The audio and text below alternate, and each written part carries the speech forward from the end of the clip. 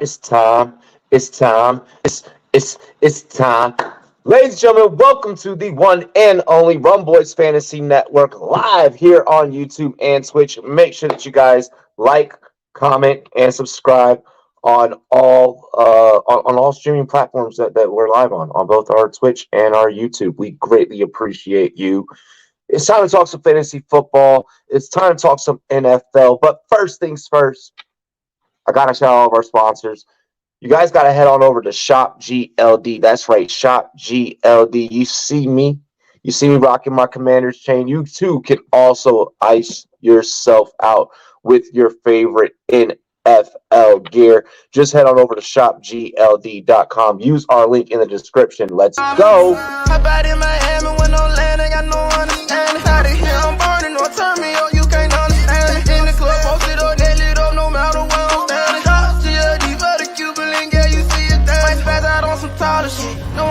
Tolerance, money conversations ain't hard to relate. It's hollering. See my net, they acknowledge it. Go bring away your knowledge. Big ups to our homies over at Shop GLD. We're going to be giving out a lot of GLD this year with a lot of the fantasy leagues that we're going to be doing, which we're going to get into later on throughout the show. Also want to shout out our homies over at All 22. That's right. Speaking of fantasy leagues, get on up with All 22. Promo code Rumboyz. Take 40% off the subscription price. All 22, the brand new fantasy football format powered by Pro Football Focus. Ladies and gentlemen, big ups to our homies over at PFF.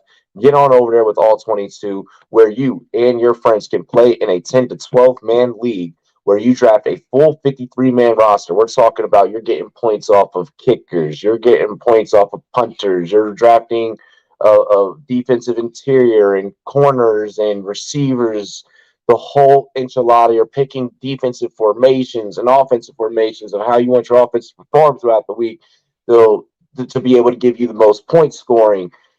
You guys got to go check out All 22 if you really feel like you're an NFL guru, if you really want some skin at all positions and all phases of the game of football, then this is your chance. NFL season's coming up. Start your All 22 draft right now. It's a very long draft. Ladies and gentlemen, I also want to introduce you to Champions Round. Play Champions Round. Link is in the description. Check out our Daily Dozens. Daily Dozens is a game where with a $12 entry, you can turn $12 into $2,400. Get on over to Champions Round. Play Champions Round. Play Daily Dozens. All you have to do is get 7 out of 12 props. With a $12 entry, you can turn that $12 into $2,400. All right. Without further ado, let's go ahead and get into the cast and crew. Whew. Where do we do that? Hang on. I'm so used to like everything being done for me back there. First up, ladies and gentlemen, you guys can catch him on TQB Sports over on YouTube, and you can also check him out Friday nights here on the Rumboyz Fantasy Network. The man, the myth, the legend, the ginger, David Gillespie. Why do I feel like that's going to be on my gravestone when I die? It's the Ginger Gillespie. You know, that's going to be my fucking nickname because of you, Robbie. Only when I whoop your ass in fantasy this year. That'll be what's on your Really? phone. Yeah. Hey, just realize you're talking to the champ now, okay? The You champ. won in all 22. You won in all 22. You won in all 22. That is it. I'm going to give you the business again this year. I can't That is wait. 1v1 me. You know? You don't want this. You don't want this noise. It's too early. It's too early into the show for me to get into my typical ratchetness and debauchery. Ladies and gentlemen, next up, he is part of the Rumboyz Fantasy Network. You probably saw him in a couple of the shorts that we produced here recently. I've been out on the cutting room floor. Big shouts to this man for also hosting the draft day for the Rumboyz Colorado Springs Invitational. We'll be bringing that to you guys. We're going to be making a mini-series around that fantasy football league, kind of like the league meets reality TV, the real world type of situation. It's going to be really fucking dope. Give it up for the homie, Guido! Man, I'm just so glad you guys have me on here, man. I got more ships than a bag of Lays over here. So, I can't wait to talk about some things, man. I spent so much time on this shit. Like, let's go. Hell yes. I'm excited. I'm excited for us to get into tonight's show. Speaking of, we do have a special guest. You guys know this man like all across Twitter. He's pretty well known across the fantasy football Twitterverse. He is a SFB champion. He is my competition in the Scott Fishbowl Hills Have Pies division. So no intimidation at all. If anything, he should probably be intimidated. I'm kidding. Ladies and gentlemen, give it up for Stompy the Bear. What up? You know, you guys start talking about championships, and I'm usually pretty humble, but as Robbie mentioned, SFB champion. I don't think you can get much better than that. Yeah, that's okay. That's my ultimate trump card. The only way to get bigger than that is well, I won Best Ball Mania. Like, it's like, all right, you won it for cash. You'd be like, that's the only way. Like, that's literally the only way. I know he shut our asses up with that big flex right there. That was pretty good. Yeah. I can't say much after that. It's okay. It's okay. Big boy, big flex. Yeah. Ladies and gentlemen, he is part of the Rumboyz Fantasy Network. Brand new member of the Rumboyz Fantasy Network. I don't know how long I'm gonna keep introducing him as brand new until he's like, the motherfucker's 10 years down the road, he's still brand new. Brand new, exactly. It's like, hey, yeah, we get it.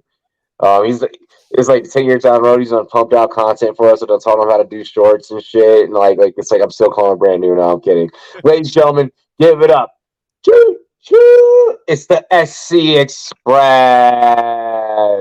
What's going on, Robbie? Glad to be here tonight. I have never been with a Scott Fishbowl winner, so Stompy, I would like to say I am impressed. I did win my way into the main league this year, but I had a disaster of a draft, so I won't be back next year. Well, I have 2 top 100 finishes. Hold on, I have 2 top 100 finishes. All right, like that speaks a lot for itself. Like, let's just throw that out there. No, I had the best of plans. I must have done 40 mock draft. I helped set the ADP, and then I threw up on my shoes. So, as they like to say. So we're gonna get into it. We're gonna get into SFB recaps. We're gonna get into SFB recaps, ladies and gentlemen. I may have to check out then. The king of, I won't even just say like fantasy football and NFL, because like he's done basketball broadcasts with me, he's done boxing broadcasts with me, he's done UFC broadcasts with me. The king of verbal vomit. Is that a good thing? No. The king of fucking verbal sports mom spaghetti. Oh, God. I give it up for your favorite fucking heel, TDS Taco. And he's on fucking mute to start things off. God. Word vomiting, we can't hear him say a word. God. Danny, look, I'm going to say, what's up, Tad? Tad, I think you're new to the channel. Make sure you like, comment, subscribe. Thank you for tuning into the content. We got an action-packed show for you. Taco, don't make me come over to Long Island and unmute you. I'll take the ferry over. Don't make me do that. Right? Fuck. Taco, get it together. Oh my God. 2 minutes in and the ship's already going fucking down. Well, I forget that my baby plays with my mixer. I just had a great intro that was totally missed. I was referencing the Burrow Glizzy Glazer over there, how he's pissing orange with all his fucking Bengals fucking shit. Yeah. But you know what I mean? It got ruined by my fucking lack of audio. Can't recreate it. It was very good. Well, hey, thou shalt not talk down on Joe Burrow. Fix your echo. Thank you. Typical Taco BS, ladies and gentlemen. Wouldn't be a live stream without typical Taco BS. Let's get into the very first topic of the night. But before we do, we have to de-Christian the show. Because we're not only going to talk NFL headlines, we're not only going to talk fantasy football, we're not only going to have some comedy along the way. It's the Rumboyz Fantasy Network, damn it. Like, comment, subscribe. We're also going to get drunk in the process. Cheers to me. Cheers to you.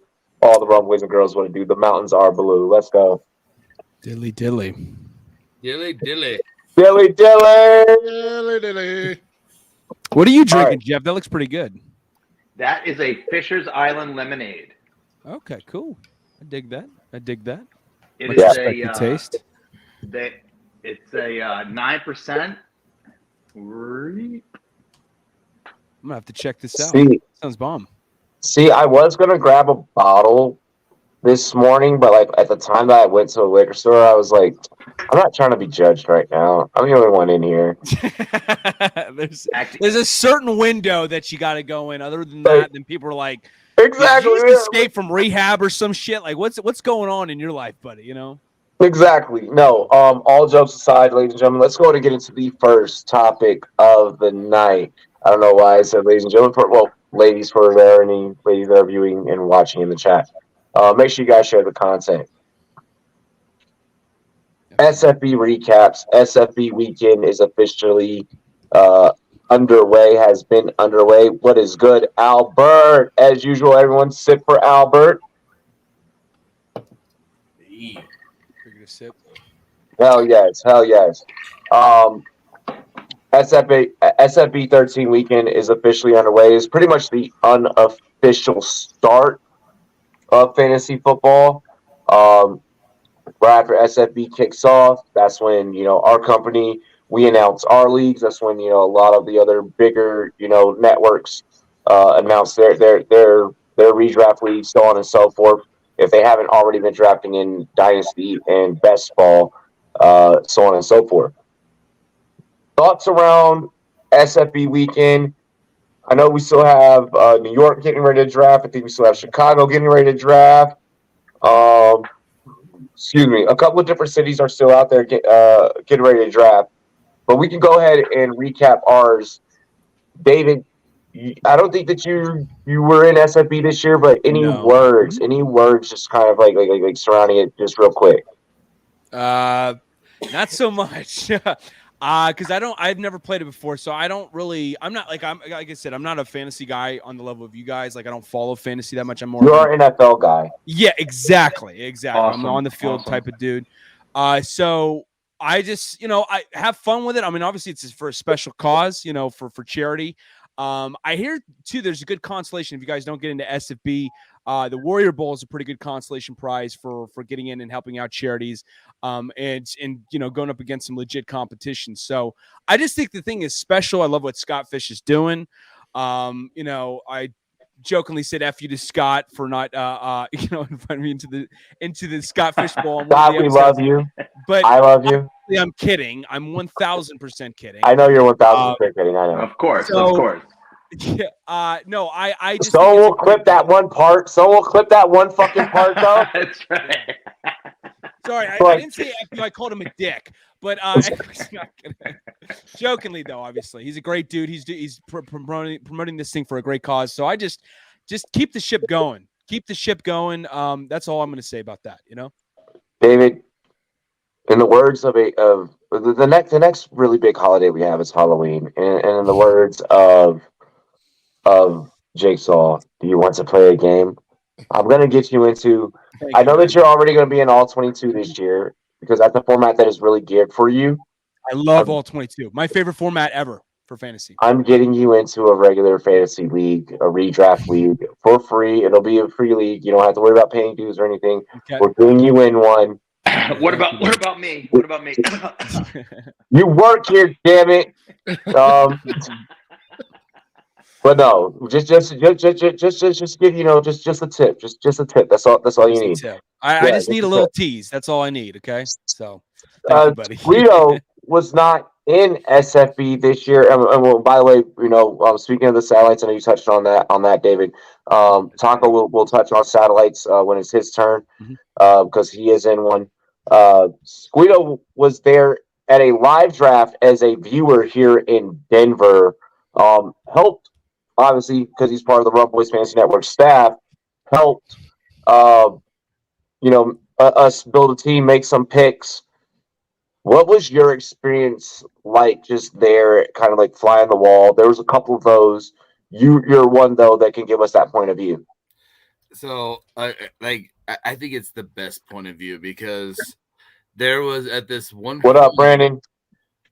Where everybody's like, "Oh, you guys are going against ADP," and then a guy yells out, "We are the ADP because it's Fantasy Pros. It's everything." And I'm like, "You guys are the ADP," you know. So it was just fantastic. It was awesome. It was the highlight of my day. Like I'm like, yes, like you guys are. I think that was Wormy. I think that was Wormy. Big shout out Ryan Wormy from Fantasy Pros. I think that was Wormy that very vocally and he has like a very deep resume. Shouts to all the homies over at NBC Sports DC and so forth. I think it was Wormy that was like, we are the ADP. It was like, bitch, you're looking at it. I like that you brought that up. That's iconic. We're gonna throw that. We're gonna throw that on a poster. Plus, you guys were early, so you were really the ADP. You couldn't even go somewhere and look. I mean, you guys were literally. There's only a couple of drafts going on. You were the ADP. That's awesome. Mm-hmm. Yeah. Anything else, Squito? You know, kind of from that fly on the wall perspective. I mean, you were there for the whole day in the sun baking with us. No, so like my head peeled with like my skin, like it peeled off the front of my face. But I got to go out to lunch with a couple of Fantasy Pros people. Nice. As a guy with that just has been playing fantasy football for almost 20 years, you know, like to meet these people that I've been reading their articles for forever. It was a pretty surreal experience. I really enjoyed that experience there. Nah, man. And I appreciate your help. Keep my head on a swivel. It was a pleasure buying you beers. You and Jeff. And yeah, would I do it again? Fuck yes. Are we going to be doing it again? Yes, because Squito is going to be hosting draft day for the Rumboyz Colorado Springs Invitational. So you guys be on the lookout for Colorado Springs Invitational footage. We're going to be having what was supposed to happen last year. We're actually doing it this year. The guys got the guidelines this year. They got the bylaws this year, 45 days in advance. So. Oh, we lost you. We lost you, Robbie. Right there. Yeah, he's Gonzo. He'll be back in a second though. Yeah. So Squito, tell us what's going on. What's he talking about? So the draft's coming to my house here. I'm camping up in the mountains for the whole weekend, but then I'm gonna get here in enough time to fire up the grill and have a wonderful draft. I mean, last year we had 12 guys out there at where Robbie lived at that time, and awesome. It's a great draft. I mean, I think things are gonna have a really positive expenditure there because Robbie's trying to bring a surprise guest into it, and I don't want to expose that whole thing there, but I think Robbie might have a surprise guest in that league, which would make my wife supremely happy because I will. What? No, that was a little bit of a giveaway. And she's a Broncos fan, so I mean, like, God damn it! So I am back. We got it fixed. But yeah, be on the lookout for the Colorado Springs Invitational. We made the content around that. Beautiful transition. Yeah, beautiful. Robbie just suddenly saying, "Shut the fuck up. We're going on. You're moving on." No. It was more just Squito, like. Introduced it perfectly, and then Robbie was like, "Yeah, so yeah." But yeah, so be on the lookout for that. Who knows? A special guest. We heard. He's got his hand on the mute button for Squito right now in case he says any more. I might have to drive down. I just did this. What does this mean? Wait. There. Hold on. You guys are gonna make me fly out there in a minute. Wait. There is one slot available. Stompy, do you want to be in this league? When is it? Draft day is the 27th of August. Jesus. So I'm moving to Australia. Damn it! Wow. No, and I don't know if I'll be here or not. So that's the issue. DM me. Jeff wants to be on there too. So I mean, DM me. Yeah, We'll get into more. We'll get into more Rumboyz leagues announcements because we're gonna have some leagues for those far and wide that'll be able to compete. So we're gonna have some announcements. I'm gonna be dropping Easter eggs throughout the show, so everyone be on the lookout for that. Cass is involved in that as well. Stompy, as long as we have you, as long as we got your mic hot, let's talk about your experience. You and I had a unique experience because two sharks in a tank. There was a lot of sniping that went on. A lot on. of us, though. Yeah, like you said, it was. I think there were maybe two fans involved in this league, and everybody else was somebody that's heavily involved in fantasy football. So yeah, I mean, it was. So I guess first and foremost, let me just say that what Scott Fish has done for the fantasy football community is fantastic. I don't remember how much he's raised in the last couple of years, but I think it's well over $100,000. Oh, definitely. So this year, I think the underdog side of things brought in like $50K alone. Oh god damn. Wow. So yeah, I mean, and it goes to such a great cause. It's Toys for Tots, but the other aspect that he brings is he has spread the charitable aspect of fantasy football across the entire fantasy industry. Somebody said the Warrior Bowl. There's one that's a European base that I'm a part of as well, that they do donations. Polly's Playoff, which is something. Polly's Playoff, shout out to Shane. Big up to Shane. I'm always in Polly's Playoff. Let's go. So that one's near and dear to my heart because my father died from Alzheimer's. So that's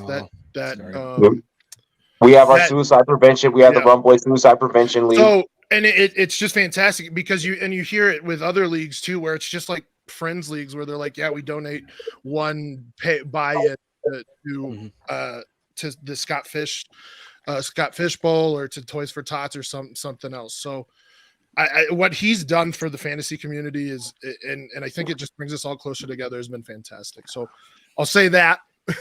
Now we get to the blood in the water part of this, like you said, sharks in the water here. A bunch of sharks in the fish tank. Yeah. So admittedly, there were a few in here that, like the Waller, my Waller pick, which I took him in the 4th round. He was the 4th tight end off the board. I don't know if I have the highest ADP on him, but I'm pretty close to the highest ADP on him. But like, I know that when I picked Waller, I think at least Dave Kluge and Queen Roxanne both got pretty angry at me. Really? Yeah. The other one, Miles Sanders, you guys, you and I were chirping at each other because of the Miles Sanders pick. Stompy, where did you draft him? Miles Sanders in the Waller in the 4th at 406. So earliest is tight end 4, but 306. Oh goddamn! Wow. All right. Well, I don't mind that pick, honestly. You're still in the top percentile though. You're still in the top percentile. Yeah. I mean, and it's really, and so Jeff talked about doing a bunch of mocks and stuff. Was it last year or this year or whatever? And I just, you can't, you just kind of got to go by gut feel. And cause like with like things like Waller to me is a top 5 tight end that's being taken out of the top 5. And it's just like, you gotta know that somebody's looking at that too and saying, okay, I'm going to take him here because I like him better than Goddard, who I believe is going above him in ADP.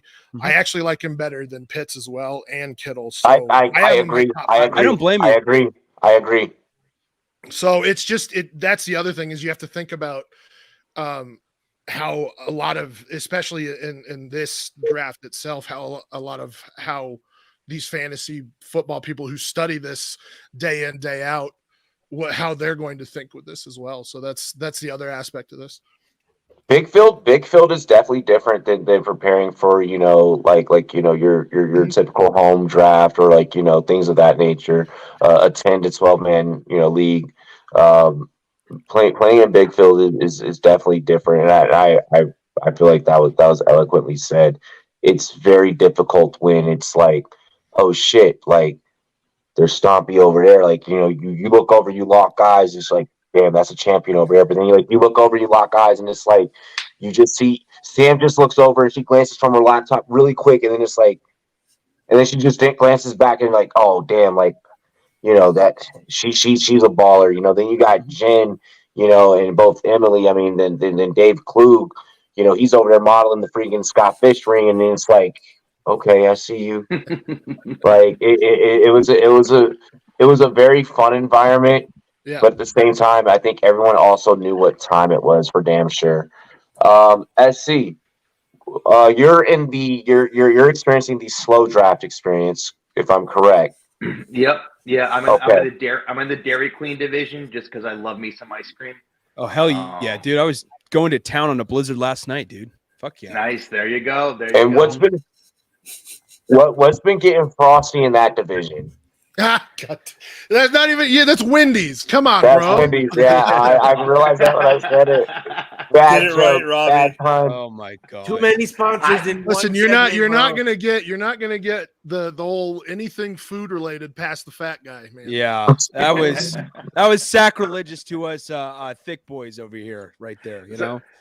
So this being my first official draft. First of all, I want it next time. If I'm lucky enough to do it, I will do it in person. If I need to drive, if I need to fly, I think to be part of that community with an in-person would be much, much better.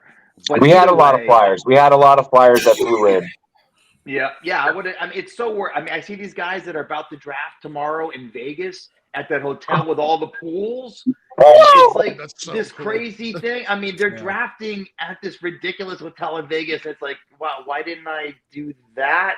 I could have had a bad draft just as well there as I did sitting home. Yeah, there you go. So totally. But one thing that I definitely learned is take your time. There's an 8-hour clock for a reason. I didn't take my time. I thought I was somewhere and I made a decision for reason A, only to look back an hour later and go, oh, no, wait, no, that didn't work because of B. And if I had waited and thought it out, I'd have been much better off. I ended up going tight end heavy. And so now that I found out that I not only went tight end heavy, but according to Stompy, I overdrafted my tight ends because I didn't go SC, here's the thing. You've been on episodes where I'm preaching. We got into a big debate. What was it, last week? About My like the thing whole was don't at me right in the 10-minute mark. bro. Like literally, we had the conversation about the whole chase over like Kelsey, we talked about the correlation with points, over the season. We even did the mathematics spread with it being tight end premium. I panicked. I told you be water. I was so happy to be there. And I said take your time. Who did you get? Who did you get at tight end? He went bully tight end. So I got Hawkinson. Okay. I've got our Eagles tight end, and I got Goddard. Pitts. Goddard Okay. and Pitts. Oh damn. Pitts. Okay. Pitts is interesting to me. So I took those three, and then I took Higgins, Higgins, and Burrow 1. So those are my top 5. What pick were you at? I don't know if I love the Higgins pick, but Yo, You know look what? at this. Look at this tape in the chat. Look at this. I actually took Higgins over two other guys for the stack. Bro. Oh, really? It was a rough Okay. day. It was a rough day. Look, Godspeed. I'll That's say what I say. I'll say this. There are ways that you can redeem yourself. Just when you're going to go bully tight end and you do that in that middle ADP, shit gets real shaky real quick. Yeah. You know, so just try and fill out the rest of the roster. Think, breathe. You have an 8-hour clock. You have all of us that you can DM. And don't take Sam Howell in the 8th round. It was the 10th. It was the bloody 10th, mate. It was the No, fucking 10th round. I got Carr in the 10th, and I got Pickett. And no, Carr in the 8th and Pickett in the 10th. Okay. Carr in the 8th. Pickett was gone before I could pair him with Fire Move. So I was like, well, we need to get Hal. As soon as I saw Pickett go, I was like, panic. Taco. It was fun. I think the only thing that I would say is like, since you guys are drafting early, you're in a satellite, so tell us about that. I mean, so far that one's actually going pretty solid. I'm doing a slow draft on that too. Let me see something. I'm in one of those that starts on Monday. So what has the experience? What has the experience from a participant in the satellite leagues? Are you noticing? Are you noticing the competition be the same? Are you noticing a lot of reaching?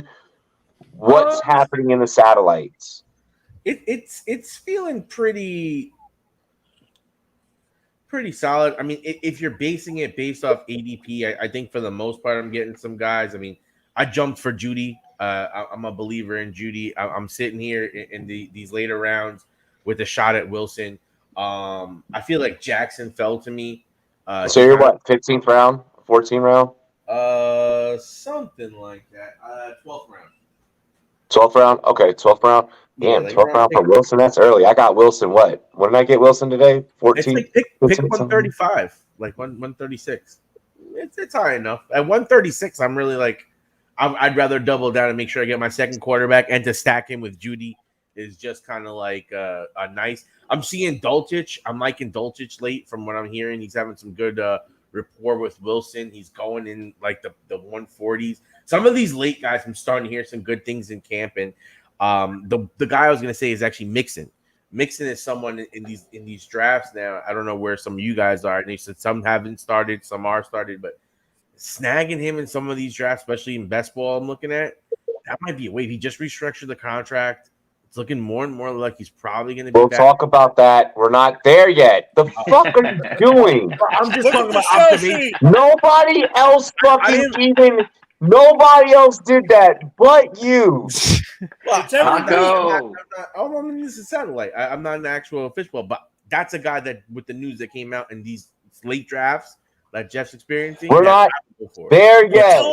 Stop. We're not even there. There what? We're telling you not to talk about Mixon. Kayate. Stop. I'm done. Damn.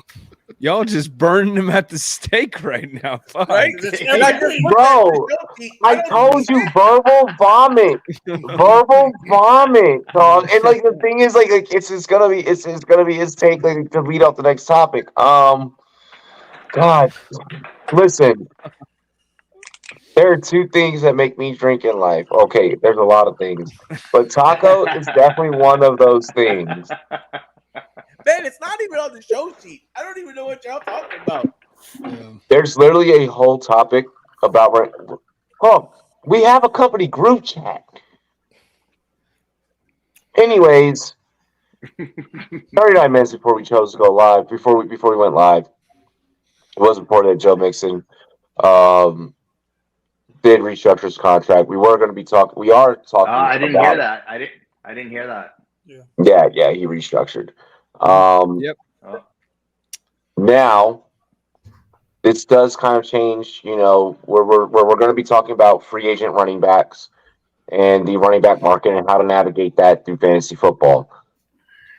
Obviously, to remove the fucking low-hanging fruit and to give Taco a second chance.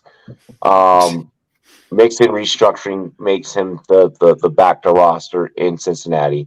Legal issues or not, it doesn't seem like those legal issues are really causing any issues or anything with him. I feel like you could still draft Joe I get away with anything Mixon pretty confidently. So removing that, free agent running backs. How are you navigating it? Are you drafting the Fournettes, the Zekes, the so on and so forth? Hell, I'm even willing to even allow us to kind of lightly touch on Eckler's comments earlier today about backups getting paid more than him. Yeah, that's some bullshit, man. That's some bullshit. Spicy. Taco, how are you navigating the free agent market, just in general? I think that my position on this kind of changed a little bit. In the beginning, I was liking getting some of the Fournettes and Hunts later in some drafts and stashing them.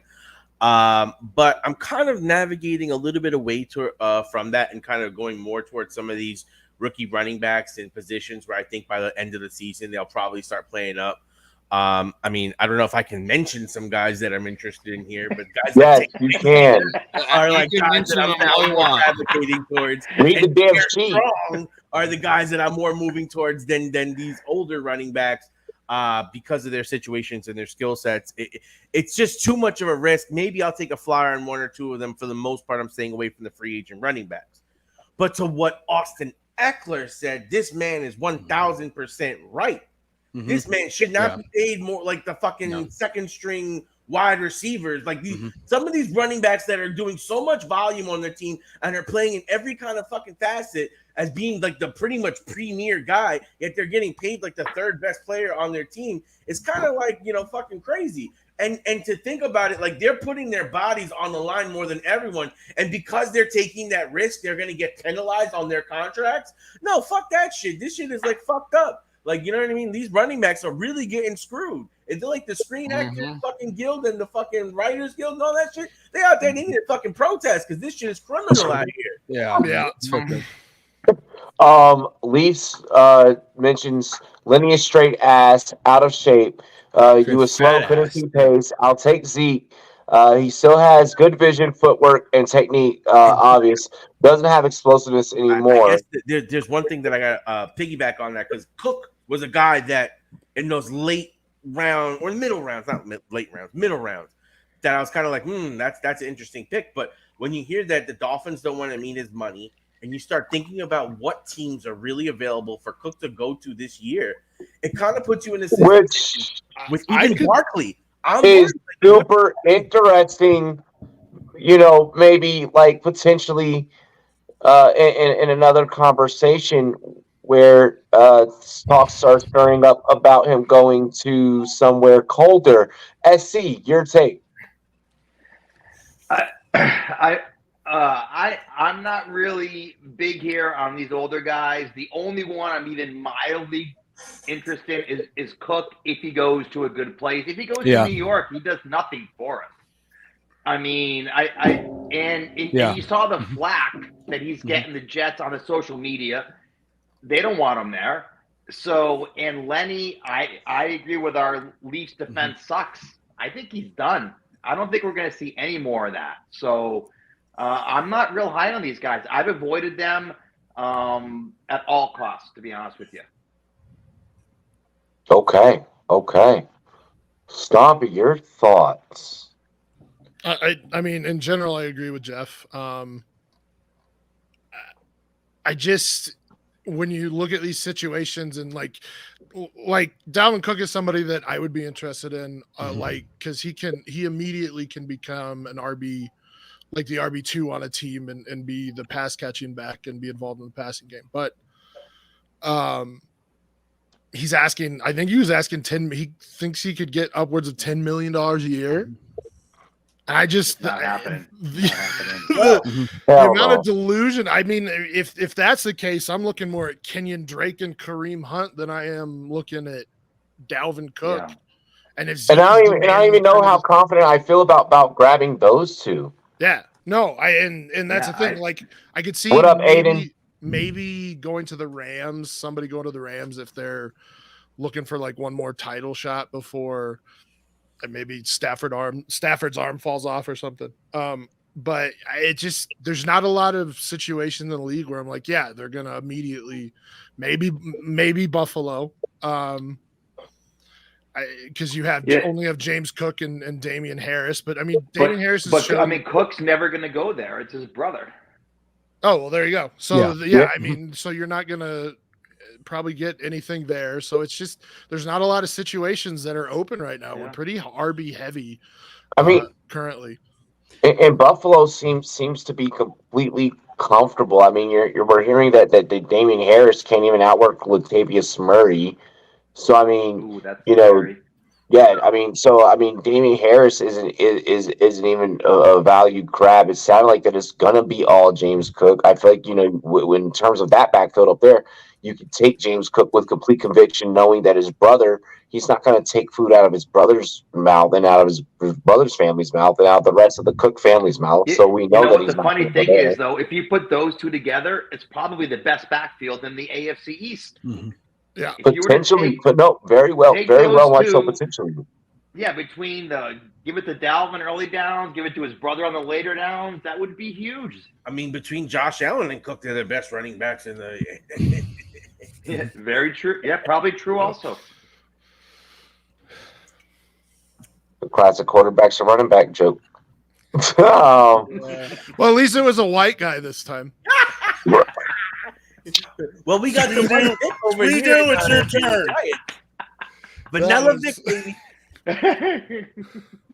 Actually, I do have from RotoWare that LeBron or the Lamar Jackson, not bad for a running back after his MVP season. Yeah. Or maybe it was right after he threw the 5 touchdowns in against Miami in that week 1. Not bad for a running back. I love that shirt. Yeah, that was a classic. That shirt sold a fuck ton. Yeah. Big ups to RotoWare. Classic. Squeedo. Like, so I see Dalvin, like, best case is the Jets. I mean, like, Brees probably is not going to be very good for the first few weeks, and Dalvin can come in there and get that. And that gives fantasy owners the ability to stack it on like a guy that's going to come in the second half. Like, I think that's like really the biggest. Wow. Wait, what happened? He said comes in the second half. He said it and it did not come off the way he wanted it. It came off like Winnie the Plug, whatever his name is. Poor man is just wallowing in silence right now. I don't know. I don't even know what I said. I mean, like, shit. We got some fucking, filthy-minded, gutter-thinking No, people it came out that way. It wasn't me. Shut up, Ellis Jones. Keep doing your thing, Squeed. I ignore these fucking anyways, second Patriots, but the Ramondre there. I mean, Ramondre is obviously gonna have a staple there. Like, Ramondre is gonna be the guy. That guy could be RB1 this season. Just FYI, I don't know about that. Would it surprise you if Dalvin went there and played too? Like, no, not at all. I mean, like, it's just one of those things where it's like. But do you think Bill's gonna pay him $10 million?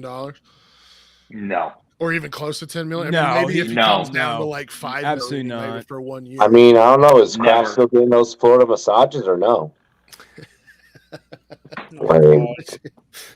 I can't think of one team. A little post-nut clarity. There's really not one situation where you're like, yeah, that's where somebody. Yeah. I mean, you're gonna have to wait for injury, and that's what you're hoping for with these guys. Is now that they're not signed. I mean, you might get like somebody like Kareem Hunt signed towards camp because he'll be cheaper, but maybe Zeke does what and honestly, I think that's why Mixon did what Mixon did today. Was because when he looked around at his colleagues at the position, he was like, "Yo, y'all are getting RB1 right now, so I'm gonna just shut up and stay happy for a little bit." So I mean, exactly. I'm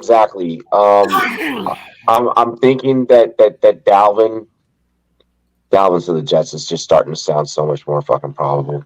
No. I hate it. I hate it because I love. I hate. so much sense. Yeah. I love Brees Hall. I love. No, he's The only thing I'll say about Hall. Brees is it was a clean ACL tear, unlike Javonte Williams. I'll say this. I'll say this. And Brees is not happy. Brees is not happy. He went to Twitter. He's not happy No. about this little flirting going on.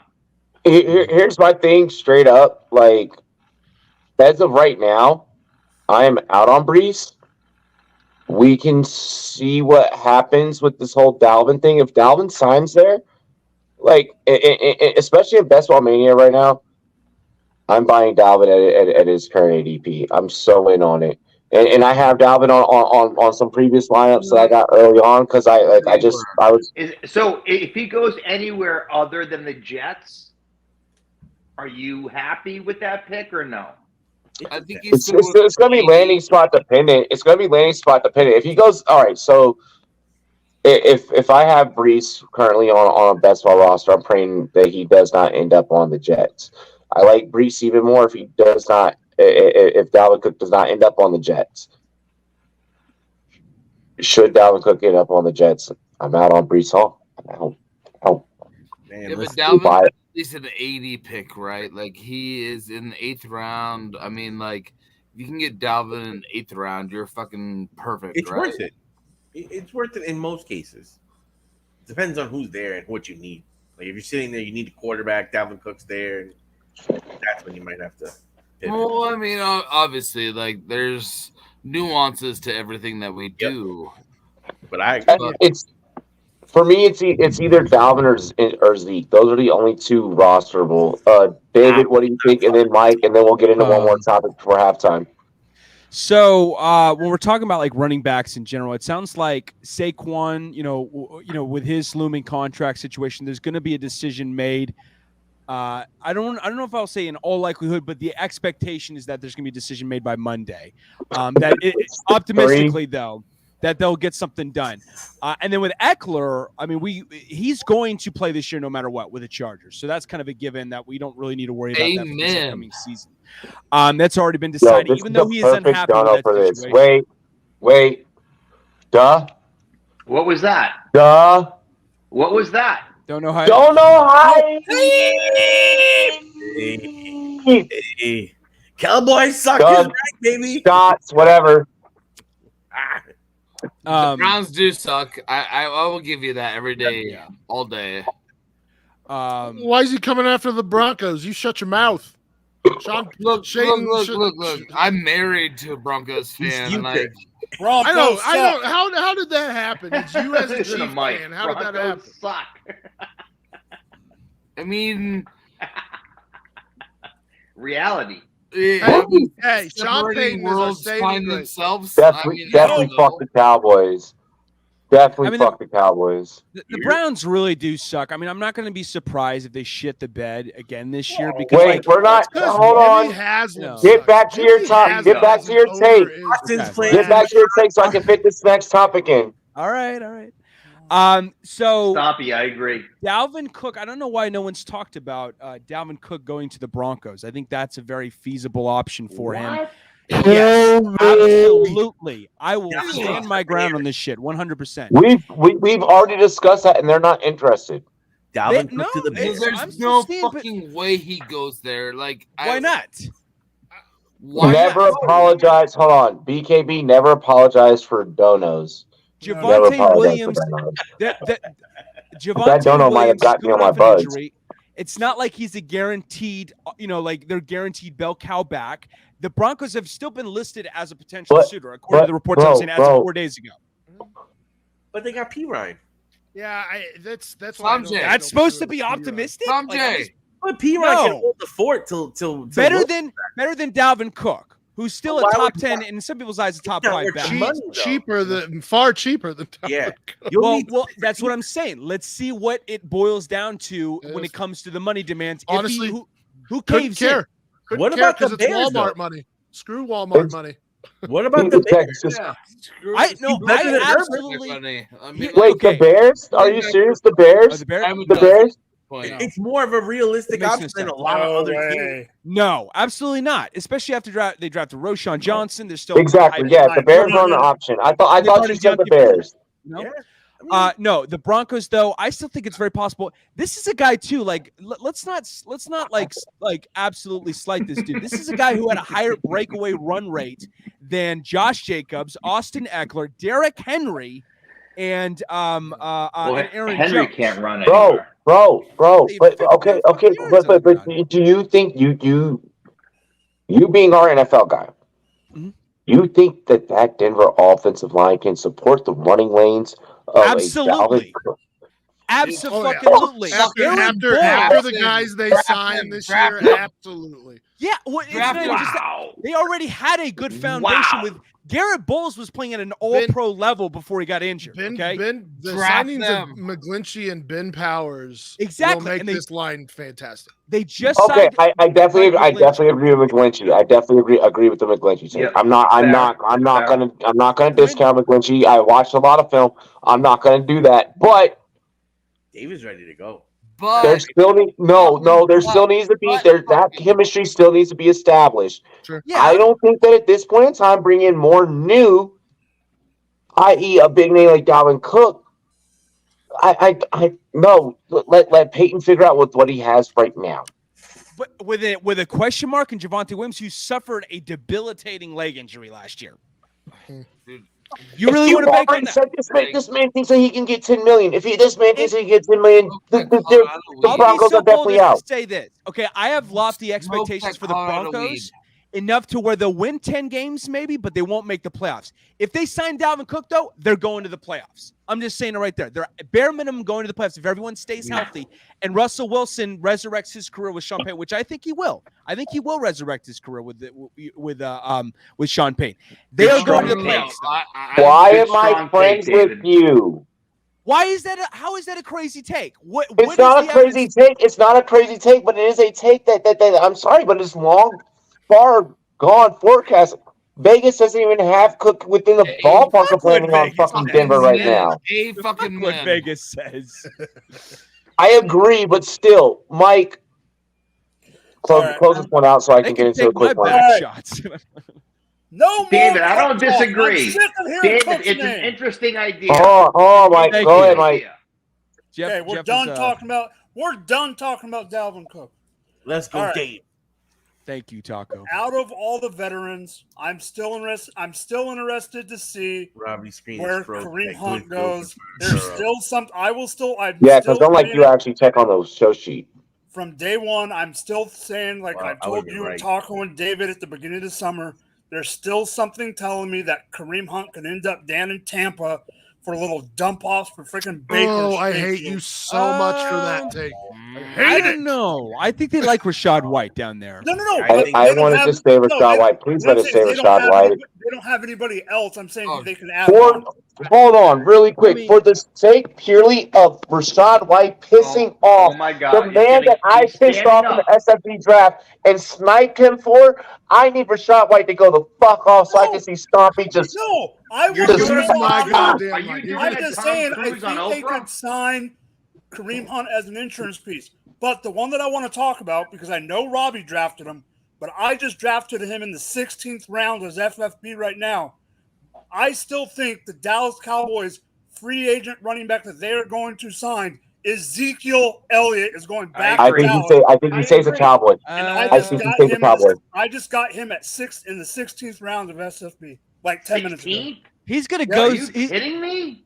Wow. He went in the go back to Dallas. I don't know if he's going to go back to Dallas, but he will go somewhere for sure. The longer the summer goes without him signing, the more he's going to end up, the more percentage-wise, I think he'll end up back to Dallas. Jerry Jones got a hard on Zeke. Especially with drafted. They like Deuce Vaughn. They like Deuce Vaughn in the draft. He's a different kind of back. Neither one of them. I know. Neither one of them wants to go in a different direction. Here's what's going to happen. The preseason's going to hit for Dallas, and they're going to be like, we really can't afford to let this man go. And then they're going to keep Zeke. They probably won't say man, they probably say boy, but still. Whoa.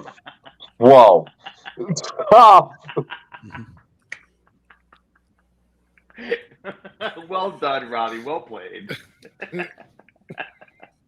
I don't know. Robbie, No, can Robbie's you over believe that I here actually, fucking like. since I got here this is late, my Robbie, fucking, can you like, actually believe that I drafted Bijan? I actually got Bijan. That's hilarious. You got Bichon? I just I got him at 206. Oh, that's can't not bad. do it with him this year.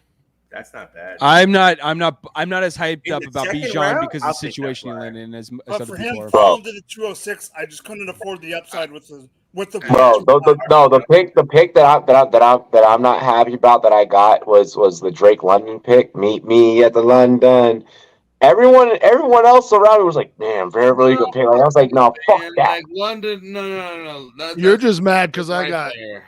St. Miles right after that.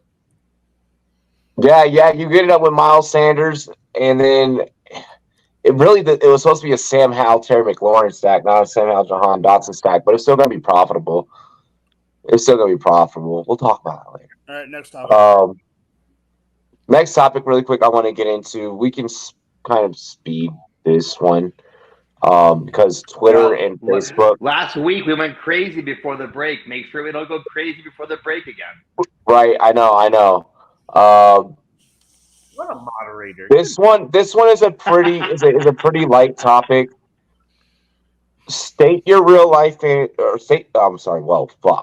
State your real life NFL team and then answer: do you or do you not draft players from your rival team? And if so or if not, or has there ever been a period where you lived by that and then that it eventually broke? Go, Mike. All right. Obviously, Stompy hasn't seen it, but everyone else has. There's no joking that I'm a Chiefs fan. So those goddamn traders, those Raiders. Here's the thing. There was a time where I was totally against drafting Raiders. I wouldn't do it. I wouldn't touch it. You want to know when that time was? It was when my pocketbook wasn't required to care.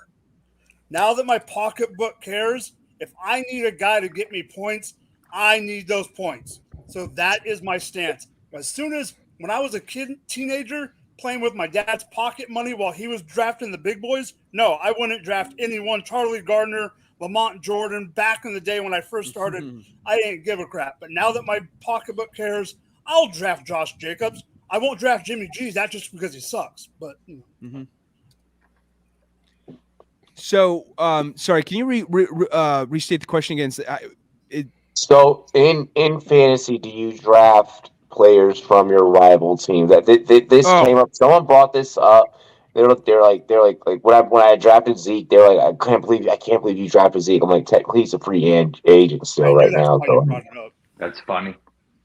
Yeah, no, absolutely. You draft to win. You know, you don't want to be drafted and take back shots in your league. So, like, you got to go for it. You know, you absolutely have to go for whatever the strategy. You know what's funny? What's funny? Mike has taken a lot of back shots from me from fucking losing to me in fantasy. Damn.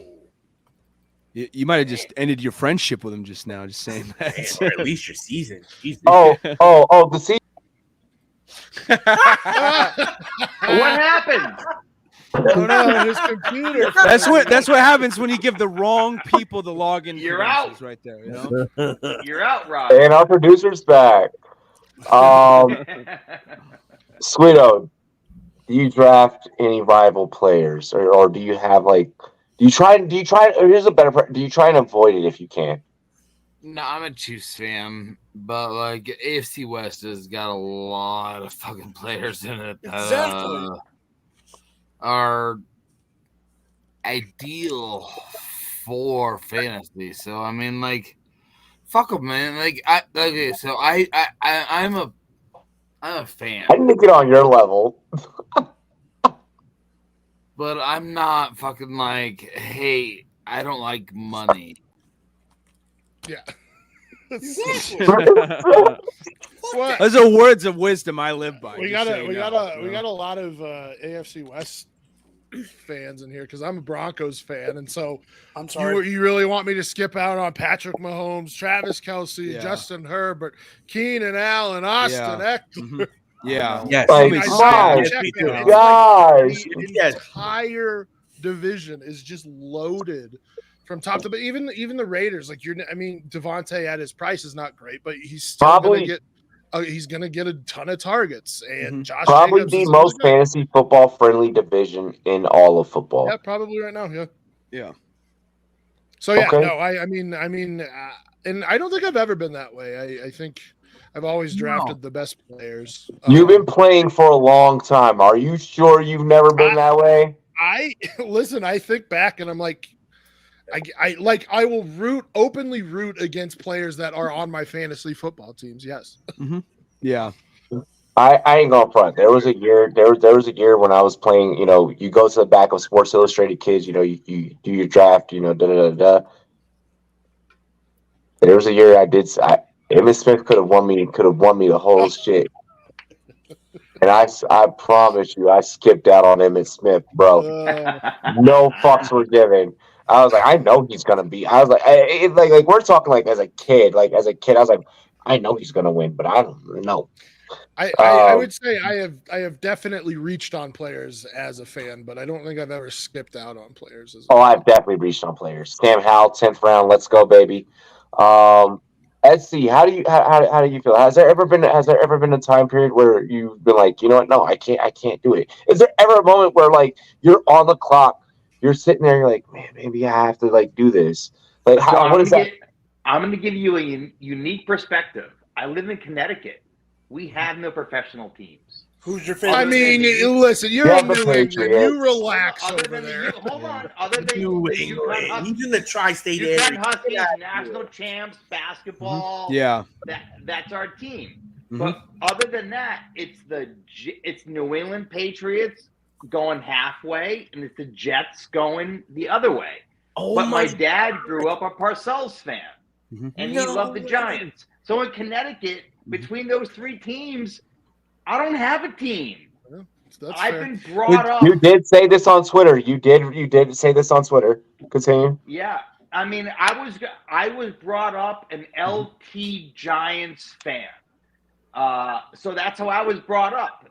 So to me, I don't have the loyalty. So my loyalty is to my fantasy football team. Unfortunately, for whatever, but I just don't have that loyalty because of where I was brought up. I respect that. I respect that, and that is a perspective that makes this question, this take, you know, so dope. Is because there are people that they legitimately don't care. They don't know what it's like to be like, like I'm wearing my McLaurin jersey, but like I got Pollard right there. Like, you know, there is that aspect of, you know, me. So when they had jersey days at my kids' schools, they all showed up in all different jerseys. I mean, you could find 5 to 7 different jerseys every time. Well, that's like I told you, Robbie. That's why I'm a Chiefs fan, is because my dad started in '82, never had a team. He didn't have a team because he didn't want to root for players that weren't. So when his partner on the league, who happened to be a Chiefs fan, had kids that were my age. This man is doing the tomahawk chop in his fucking background. Like no, I love that perspective because you know, I've also played in leagues where there are players that they legitimately will not like they'll go out of their way to avoid grabbing someone from the opposing team. For me, it's different because being an analyst, I have to remove bias, so I'm like, fuck that. Like, all I do is win. I also have like mom mentality. I'm gonna go for that trophy. All I do is win. Yeah, you know, so like it's drastically different. Taco, you play in a lot of like local, like friendly kind of like leagues. You know, you've talked about them in the past. Someone has to end up with fucking Commanders or Cowboys or shit. Like you can't be in a league with all Jets and Giants fans, right? I mean, no, we got a diversified portfolio in our crew, especially across. I like that. Very eloquent. But yeah, Long Island, yeah, of course. It gets real tricky real fast in these leagues because all these boys come with it. So when you got Kirk Cousins in the playoffs versus the Giants, and you need Kirk Cousins to go up, but you need the Giants to win to make the playoffs, and you're in your group chat and you accidentally root for Kirk Cousins, and you get shit thrown on you because you're a Giants fan rooting against your team because you want your fantasy team to I win. love that.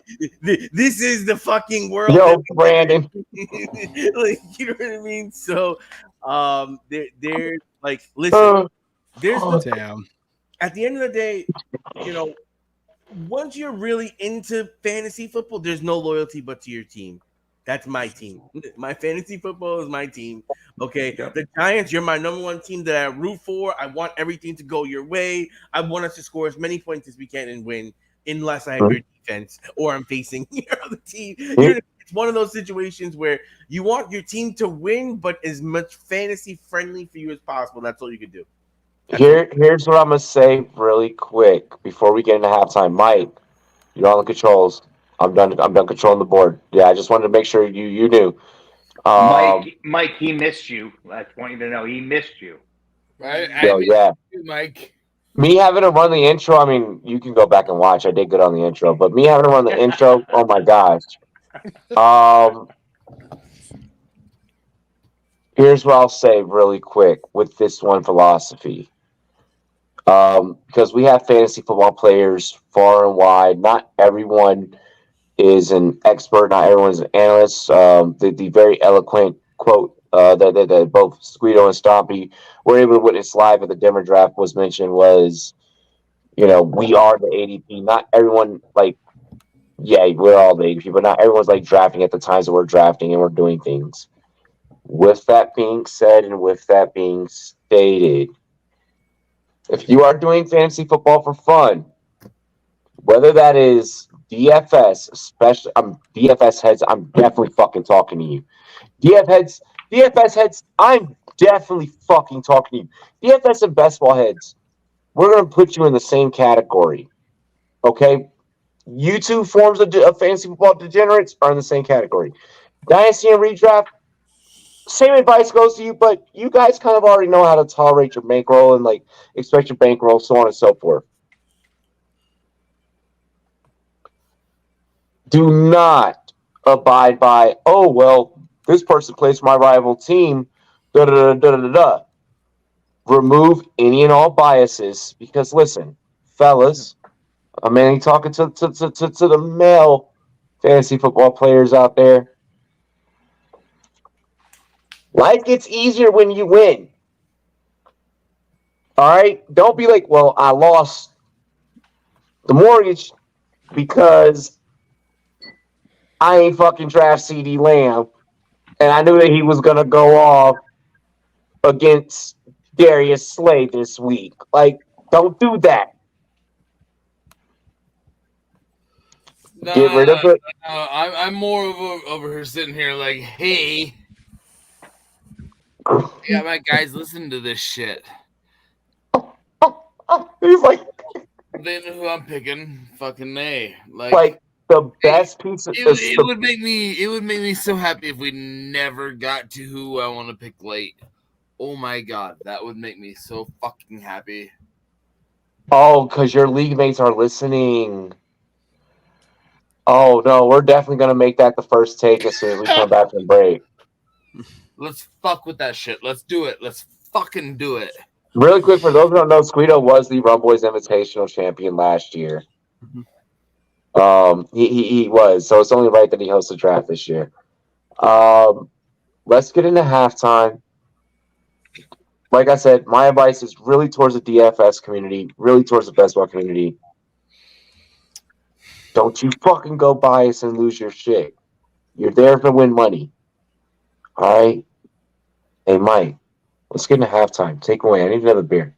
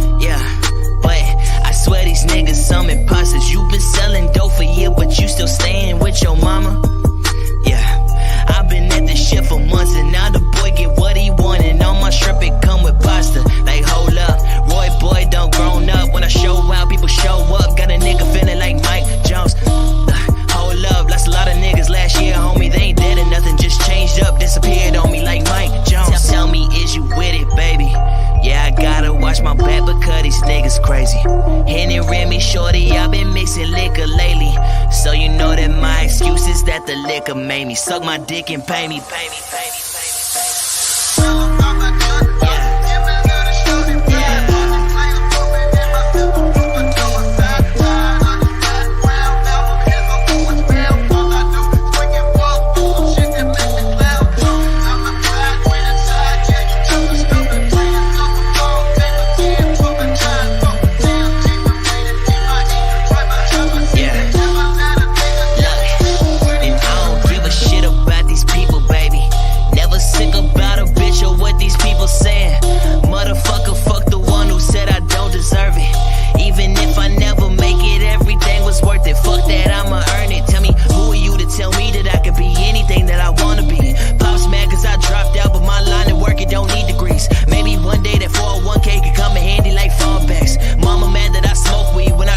She don't call back like, damn.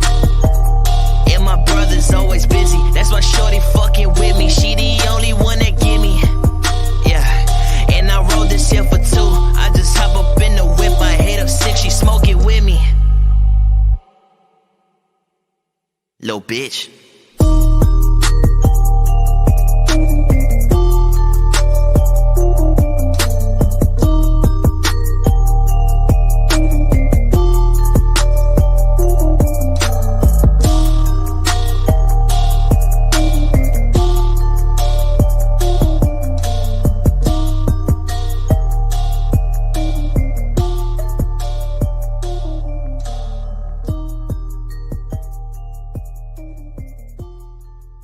Hop out in Miami when no land, ain't got no understanding. Out of here, I'm burning, or turn me up, you can't understand it. In the club, posted up, they lit up, no matter where I'm standing. Drop GLD for the Cuban link, yeah, you see it there. Might spaz out on some taller shit, no on zero tolerance. Money conversations ain't hard to relate, it's hollering. See my net, they acknowledge it, good friend, go where you're not.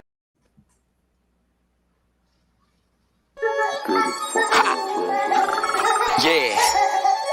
Leo, yeah, Leo, 17 on my wrist, yeah, move smart, take a lift, yeah, buy tickets, take a trip, yeah, punch you in your fucking lip, yeah, time change for the shift, mind change for the switch, yeah, blind man with a blick, yeah, if mind jam, it's a risk, yeah, I'ma just get a bazooka, yeah, I'ma throw dimes like I'm Luka, yeah, I'ma just kill like Fallujah, ain't no running from Aruga, yeah, I'ma just pull up and shoot ya, why would I ever salute ya, telling you I'm from the future, bitch I would never recruit ya, hitting the blunt and I'm locked in. Sparking them up, got a boxed in. Wondering where's the boss been. You cannot talk when you cross friends. I'ma just take off on offense. I hope you know that we not friends. I'm sick and tired of nonsense. Yeah, what are my options? Whoa, yeah, I'ma go harder than ever. Ain't it better late than never? Yeah, I won't fumble under pressure. Yeah, I'ma move smart like a professor. I'ma just teach him a lesson. Yeah, I'ma just ask him a question. Wait, tell me this. Tell me, why do you switch up on all of your people? Why? It's so crazy. Why? How easy people switch up on you. Tell me why. It's hard to find people that are really with you, that'll ride or die for you. Yeah, to the end, 17 on my wrist. Yeah, move smart, take a lift. Yeah, buy tickets, take a trip. Yeah, punch you in your fucking lip. Yeah, time change for the shift. Mind change for the switch. Yeah, blind man with a blick. Yeah, if mind jam, it's a risk. Yeah, I'ma just get a bazooka. Yeah, I'ma throw dimes like I'm Luka. Yeah, I'ma just kill like Fallujah. Ain't no running from Aruga. Yeah, I'ma just pull up and shoot ya. Why would I ever salute ya? Telling you I'm from the future. Bitch, I would never recruit ya. To the people who doubted me, you should know you ain't getting nothing out of me. And you could be mad at me. I ain't quitting, cause it ain't my anatomy. Nothing can shatter me. Ain't doing shit with the knives in the back of me. Can't be on the track with me. Cause to be honest, your music is trashing me. You should be shot on the spot. Yeah, anybody like you need to rock. Only one shot from the Glock. Yeah, running suppressed on the block. Yeah, I ain't got time for no loser. Yeah, so I'ma just have to remove you. Yeah, cause I gotta change my maneuver. And I see no chance to improve ya. Sometimes people can't be fixed. You just gotta let them go. It's what's best for you. You gotta look after yourself in this world. Nobody's really with you. Yeah, 17 on my wrist. Yeah, move smart, take a lift. Yeah, buy tickets, take a trip. Yeah, punch you in your fucking lip. Yeah, time change for the shift. Mind change for the switch. Yeah, blind man with a blick. Yeah, if mind jam, it's a risk. Yeah, I'ma just get a bazooka. Yeah, I'ma throw dimes like I'm Luka. Yeah, I'ma just kill like Fallujah. Ain't no running from Aruga. Yeah, I'ma just pull up and shoot ya. Why would I ever salute ya? Telling you I'm from the future. Bitch, I would never recruit ya.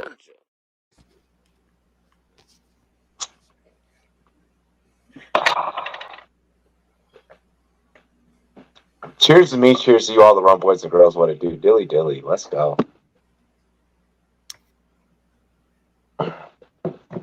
Make sure you guys check out all of our sponsors. Links are in the description. If you have not already, I have no idea where the hell Mike just went after he just produced all of halftime.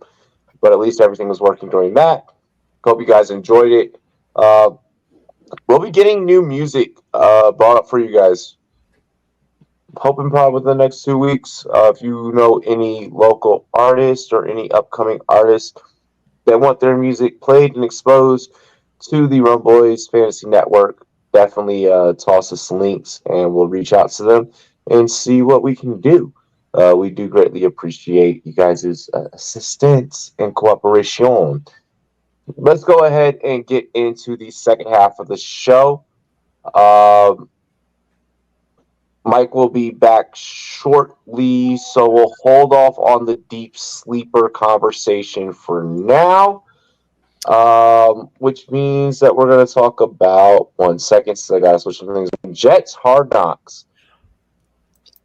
Jets Hard Knocks. I was hoping that Jeff was going to be on tonight so that he could talk about his Jets. I have a feeling that he's probably trapped at Coyote Ugly getting rum spit in his mouth by some hot, sexy bartender because that's the life that he fucking lives. I mean, it can't be terrible, right? No, that's definitely not terrible. It's definitely No. Like, he's having the fucking time of his life. I mean, So, it's like- like, look at us here, just sitting here in front of our fucking computers. That just Some of us have nice backgrounds. Some of us have the fucking Chiefs. I mean, but hey, he's probably having a better time than us. I mean, good for him. Oh, For him. ooh, for you Chiefs fans, I actually Oh, there we go. Oh wow! Magic Crunch. The Hy-Vee ice, the Hy-Vee cereal. Awesome. Wow! I'm a Mahomes guy, and it sucks, but I have But that he's- one too. Do you want me to delve into my Kansas City? No, don't do that Don't right do now. that. Please don't. Please don't. Please don't. Stop it! Come to my house. I'll do that. I'll do that. Love it. Hopefully we can get him into the draft. Hopefully we can get him into the live draft. If not, we'll get him into one of the non-live ones.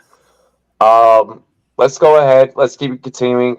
So now we're actually not going to talk Jets Hard Knocks because Mike is back. So we're going to do our deep dive. Mike, take it away. All right, so I'm going to go first, so you know. You're going first? Yeah. Oh, damn it. You're going to steal mine. I know it. Okay. Deep stash players, AFC West, NFC West, not players that are going to finish second, like 12th, 13th overall, Taco and Robbie. You both get it this time. Wow. Okay. I had to do it because I knew if I only called out Taco, he would call you out. So I figured I would just call you out instead. Come on. But Taco's one time that I only because no one was going to give Jahan Dotson I the know, row. but okay. So a deep AFC West and a deep AFC or NFC West player. Go, Robbie. I'm just going to keep going with the tight ends just because, like, it's a thing. I'm going to start with the I said AFC. deep. I'm gonna start with the AFC. You would think so because he follows me on the gram. No, I'm not gonna go with Jody. Jody, you're a friend. I love you, Jody. You're awesome. Don't unfollow me. Don't fucking hate me. I am gonna go Greg Dulcich for the AFC. Deep? That's deep, bro. No, it's not. No. What'd you say? Where's Dulcich going? Where's Dulcich going? Where's Dulcich going? I will say underdog. I believe he's tied in 15. Okay, so underdog, he's still outside of the top 12 in underdog. But when I say deep, I don't mean like 15. This is the West. This is I the love AFC that. West. I love that So- Mike Especially went. at that tight I end. love that Mike went not 12 or 13 guys, and you go, well, 15. This is the Squeeto's AFC gonna- West. Squeeto's Hold on, gonna be this is happy the with that. This is Robbie's the AFC kind of West. guy when he This is goes the in, AFC West. all the way Yes, in. I This is the understand AFC that. West. All the way in, Robbie. This is I the AFC understand. West. Are you deep enough? Okay, it was either that, or I was going to go with someone else on the Chargers. That I'm trying to leave someone else some thunder here. And if Robbie, it's who I she said, think "Can you're you go thinking, deeper?" No. If someone says the person that I think you're thinking, they're getting the button right away. Josh You know what? Palmer. Oh, that's not where I thought you like were that going. pick a lot. I'm going to go a different way. There are no sleepers in these Hold on. divisions. There are No, none. in the NFC, I am gonna go with old boy out of Arizona. I We mean, gotta a go second McBride. round We gotta go running back. McBride. We gotta go Yeah, I McBride. knew it was gonna go there. Dude, there are no sleepers in this conference. Jeff, you got to remember. In the AFC, there's There not. is, In I'm the low. AFC, there are none. But Jeff, you got to remember. I'm going. Robbie knows this. I'm thinking with a dynasty brain, not a. When I say deep, I'm talking like guys on your. You know, I went Malik Davis. I'm trying to quote, but I'm also Malik collating Davis, everything no, together. I I'm get thinking you. big Robbie, picture. how you go first and pull up short? I'm thinking big picture. In the NFC, Trey McBride. In the AFC, it's got to be Greg Dulcich because Greg Dulcich isn't going high in all fucking formats. Man, you know what Dynasty, yes, he's going high. Redraft, he is not fucking going high. it would have been better to say someone like Tim Patrick. Yeah. That'd been someone better to say. No. Hey, like, That's not. you're more I'm like, too, like that's not that's low hanging fruit for me. Worst division to do this with. That's the worst. low hanging fruit for me. I've vouched so hard for Tim Patrick that's not that would be the obvious thing for me to say. I've All right, let me never get mine out ever of the way. given Dulcich. I've never given Dulcich any props. I've never mentioned Dulcich. why? I am Why? picking a Chief, but it's not the one that Never you felt the and Rangers. Guido think I'm going to pick. No, Gray. I mean, like that motherfucker's great, right? Nope, I'm going deeper. Who? Rookie running back. No, Generic. like honestly, you keep coming back to this office space, We're like forcing it. deeper. No, I'm Yeah, going you're forcing it. Wait, you're going to an offensive running back. Who? generic Prince from the Chiefs Okay. and wide receiver Danny Gray from the Niners. Jesus Christ. Holy Jeez, fuck! yeah. Okay. Can I pick a college player? Will that be deep enough? You took a rookie Essentially, last week. that's what Mike just did. David, please give us something that's actually relevant. No, People generic actually Prince is do. on my taxi squad in 3 leagues. Taxi Squad, fucking Mike. Taxi Dude, Squad. Mike wants the water boy that's going to be brought up to play on the. Yeah. He wants it deep. I mean, like, both those names could be tax attorneys for all I fucking know, if you ask me. Like, honestly. That's Yeah, how fucking exactly. deep Yeah, he that was. went with these guys. Yeah, no. 1 week and then they're cut right after, and he's like, "Oh well, Tax I just had to attorneys. say someone," you know. Like, no. I agree. That's Keep with the real, premise. that's real deep. No, I know some of those names. I know some of those names, but it could end up being tax attorneys when all said and done.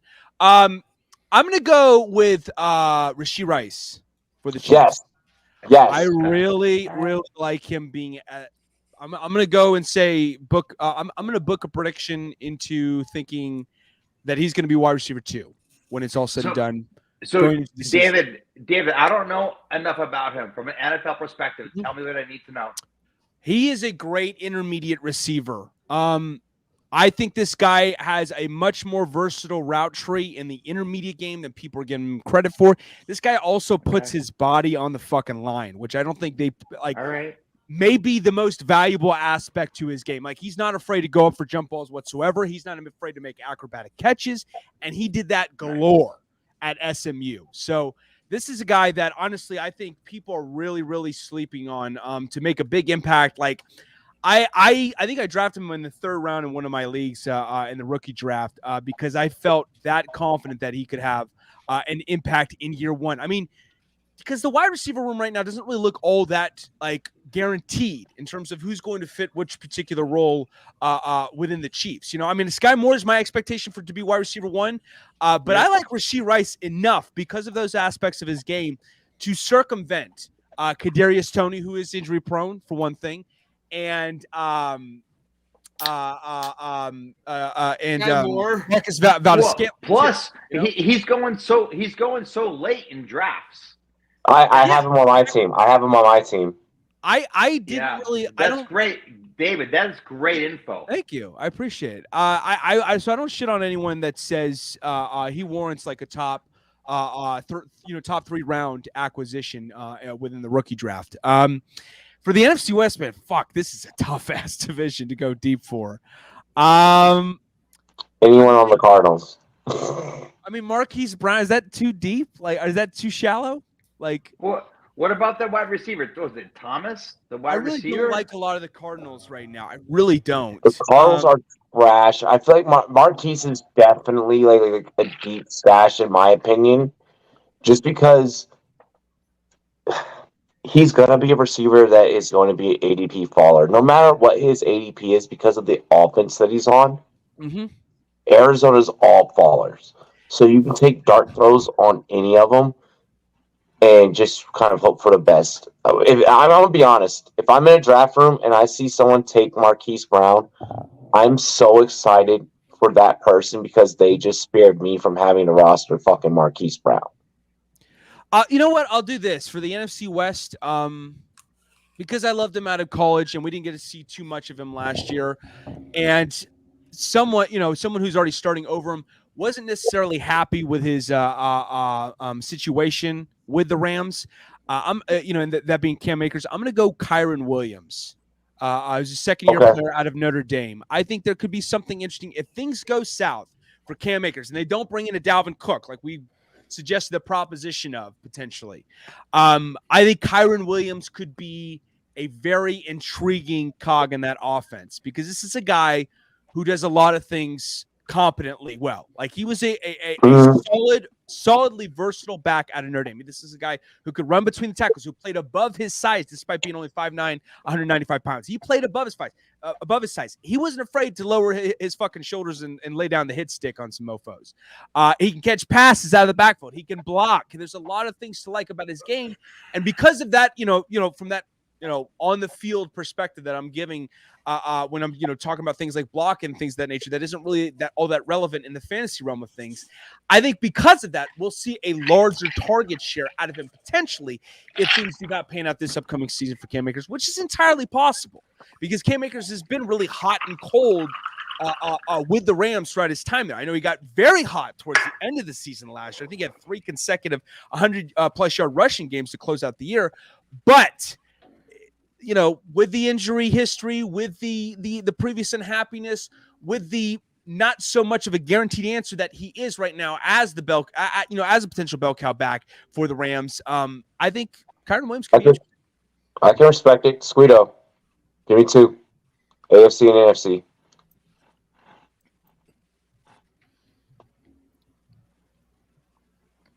Oh, and we lost him. There we go. He's on mute. Or is he just hella fucked up right now? He can't speak.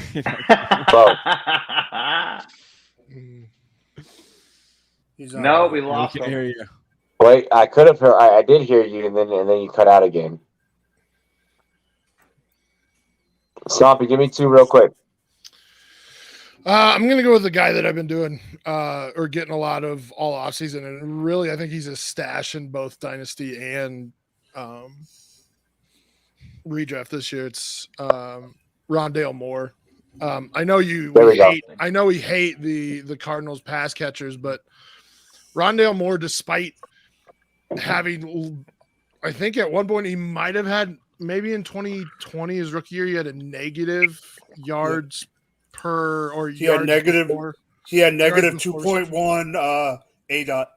Yeah. So his ADOT was negative 2.1. So this is strictly for PPR, which I shouldn't have to say. I think most leagues are all PPR at this point, but he's the wide receiver 2 on a bad team that's going to be playing from behind, and a guy that does the intermediate stuff more than anything.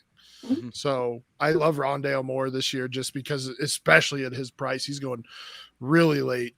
I like that call. In a lot of underdog drafts. AFC West is, like you said, it's tough. Yeah. That's what I'm saying. Like the AFC West, say there's whoever. a couple second round running backs or second year running backs that are interesting, I suppose. Which one I'm more interested in?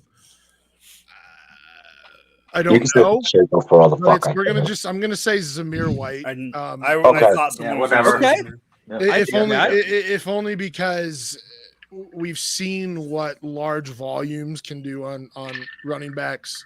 We've seen what 300 carry seasons can do to running backs. So if Josh Jacobs has an injury this season or is fatigued at any point, you can see Zamir White jump in and take over the lead back role there. Didn't Sam end up with him?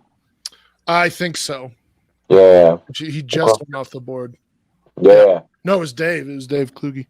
Okay, it was Dave. Damn. Yep. Damn. Of course. Jeff. Let's see. Yes, sir. Got two. He doesn't think that any sleepers exist. No, in I these- thought I'm not a huge fan. That's a valid take. No, because we're talking about two really strong divisions. I mean, what if you want to give me Elijah Mitchell if something happens because the Niners want to, you know what I mean? There's not a lot of. There's not variety in this division to choose from in terms of sleepers. Yeah, there's just not a lot there. I mean, I'm an Elijah Mitchell fan. I think he's going to do well. So if you had to give me one over there, I'd go Elijah Mitchell because I think they're going to, when time comes to slow down their offense because they're crushing people, then he's going to get tons of carries and he's going to blow up. Yeah.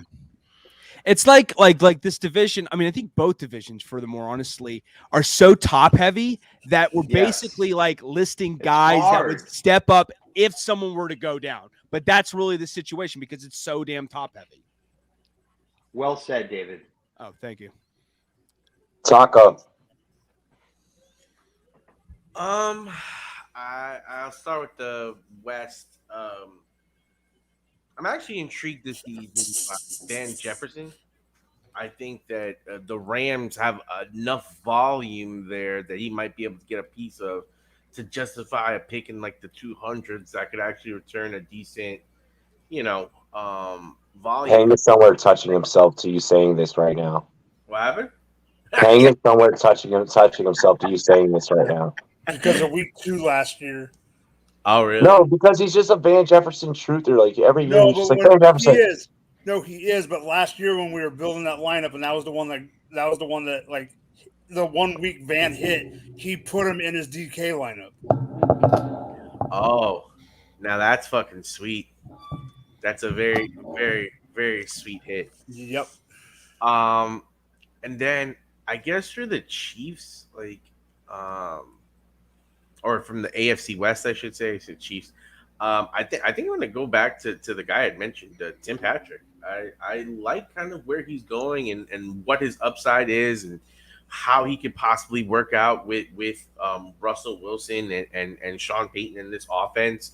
I think for the value, especially in like best ball leagues, I'm liking Tim Patrick late.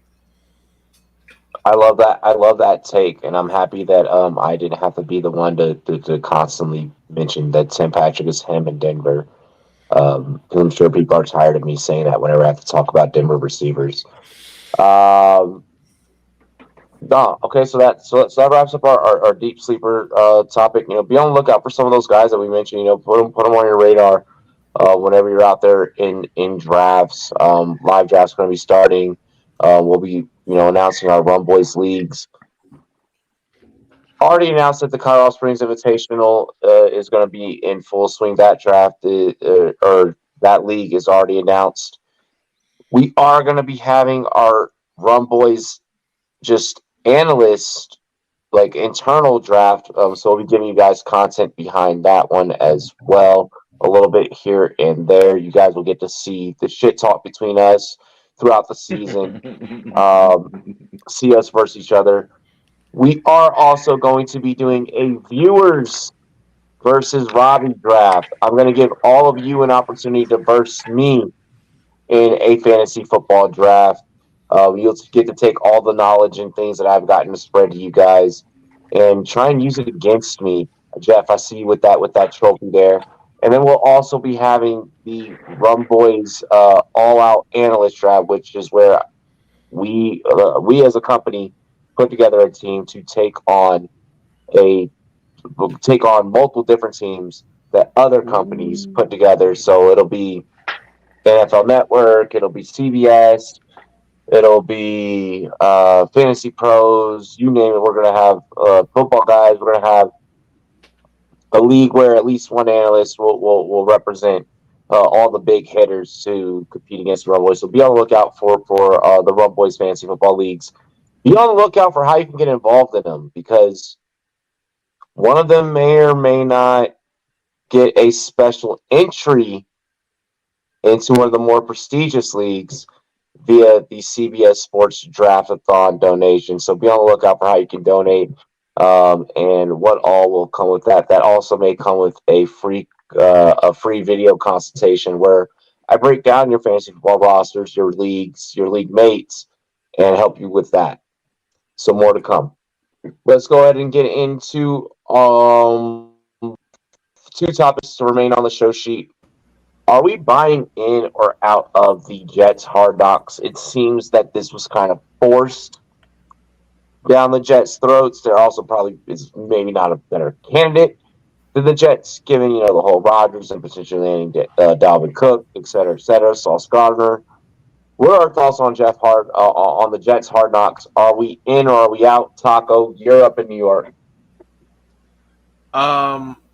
So I love everything about this shit that they're forced in dude, there. I Against your will. You don't want to be in there, but fuck it, you're gonna be there. And then you just got Aaron Rodgers, the old man with all the fucking bullshit, and the New York media. Oh yeah, every fucking episode is gonna be like a new fucking saga, just with the media covering it, with Stephen A. Smith and the fucking radio and all the fucking hoopla and fireworks. It's gonna be fucking amazing, and all the guys are gonna be fucking hyped on one side, and everyone's gonna be. I hate New Yorkers. So no, the best thing about this is that living near Taco, I'm privy to all the bullshit that's going on. Oh yeah, and he's so right. They're so pissed off in New York that they're doing this. Oh yeah, they're miserable. You should. Oh my God, Taco's so right. They are so pissed off that they're doing this. It's a have we had a? And this is interesting from a narrative street aspect. This is interesting from a betting futures aspect. Has a team ever filmed Hard Knocks and won the Super Bowl in the same year? No. I don't believe so. No. That was the last time a good believe so. on Hard Knocks. It's Hard Knocks. Usually there's shitty teams that are on Hard Knocks. It's Hard Knocks. Yeah, that's true. That's true. Is Hard Knocks the new Madden curse? Well, no, because it's bad teams, right? One of the restrictions is one of the things that you can't be if you've been in the playoffs for like a certain amount of years and a certain amount. You don't have to be on the show. So you're gonna get the shitty teams. They're gonna have that bump up like the top Lions. Oh, that's an actual caveat. Like they have to really. Wow, I didn't realize that. Yeah. I have a confession. I've never watched an episode of Hard Knocks because I don't give a shit about their back. Yeah. Okay. Oh no, dude! I don't care. Really now? Okay. You know, I only watch it because there's only so many things that are entertaining enough to watch on TV that if I can watch something that's football related, I'll watch it. Other than that, it's just not. I relate. Robbie, I relate with that. I relate with that. Before you go any further, what? Here's the thing: the NFL picked the Jets, right? You do not have to. You do not have to be on it. Because they gave you the option of like volunteering, right? You don't have to be on the team if they have a first-year coach, they've had a playoff berth in the last 2 years, they have appeared on Hard Knocks in the past 10 years. If you have those 3, you don't have to do it. So they had Salah, they haven't had the Jets playoff, and they haven't been on in 10 years, so they had to do God it. for Don't Sean worry, Payton. the Commanders are next. Thank God for Sean Payton. Yeah, no, because they so really quick. Okay, so anyways, kind of back to what I was saying. No, I'm with you there, SC. It's probably the only reason I do not like, like scripted, like even though I grew up in the 90s, like I grew up around like sitcoms and shit like that. Sitcoms I'm okay with, I guess. But like scripted TV and shit like that, hate it. Only reason why I watched All American because it had football involved, and my ex was like, "Come watch this with me," and I did it because I was like, "All right, bet." So I completely relate. Yeah, I completely relate. I completely relate with that whole aspect. Only reason why I'm going to be diving into quarterback on Netflix is because it's football related. Well, like none of these teams really want to do this shit. Like they're basically subpoenaing their asses just to do this show. Quarterback was different. Quarterback, I feel, was different because it's Omaha Productions. I do love it too. Like it's a guilty pleasure. Like this especially in the first year of Rodgers. It's like amazing. Oh, you bet. Oh my God. Yeah. Like it's gonna be like a fucking symphony watching this shit unfold. Yeah. I just want to see like how wild it gets, like if I don't know, he tries to convince the rest of the team to do ayahuasca with him and they go through like a walkthrough together, like all high on ayahuasca. Bro, that would be much fun. Have you seen his interview? Have you seen his interview from like the psychedelics conference? I want to see it. Oh my God. I want to see it. Just dives into like, oh, well, I was this before ayahuasca, and then he had that like 14-2 season after the ayahuasca, and I was like, oh God, it's like, I'm a changed man, dude. Bro. You just take some mushrooms and you like morph into a fucking animal. Look, I'm gonna be honest. I have not done an ayahuasca stare. I have had some really good deemsters in my past, and I don't know, I don't know what he did that has him like, oh, I'm like this greater person now, bro. You still suck. You still seem to have. He's still an asshole. Yes. Yeah, you still seem to be an asshole, dog. Like I don't think that you opened your third eye at all. I don't think your chakras are realigned at all. I think you're just like in drugs right now, bro. Straight up. Listen, I live in Denver. We have concerts at Red Rocks all the time. I know what type of people you are, Aaron Rodgers. I see you for who you are. Mike, what are your thoughts? Everyone's kind of dished in.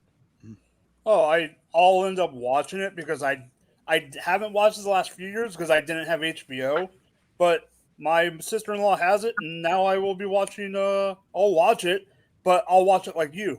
I'm watching it because it's freaking football, and I need football. I'm not watching it because it's my favorite. Yeah, I'm watching because I'm a degenerate. It's like it's beautiful cringe. Like it's our version of Keeping Up with the Kardashians. Exactly. That's exactly what it is. Hey, the amount of times that like I shit you not.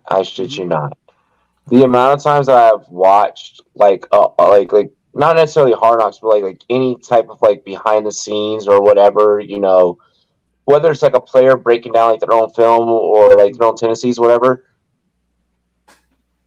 The amount of times I walked away from that footage or that special and been like, yo, I think I'm gonna place my bet this way now because I feel like I know them a little bit better. Like it's a thing. Like it helps. Like I mean, like hey, like it happened with Dan Campbell last year. Yeah, the amount of everyone jumped on the Jamal Williams hype after the one episode. Oh, yep.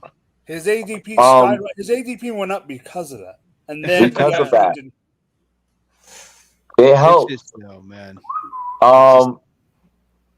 Let's get into our finale.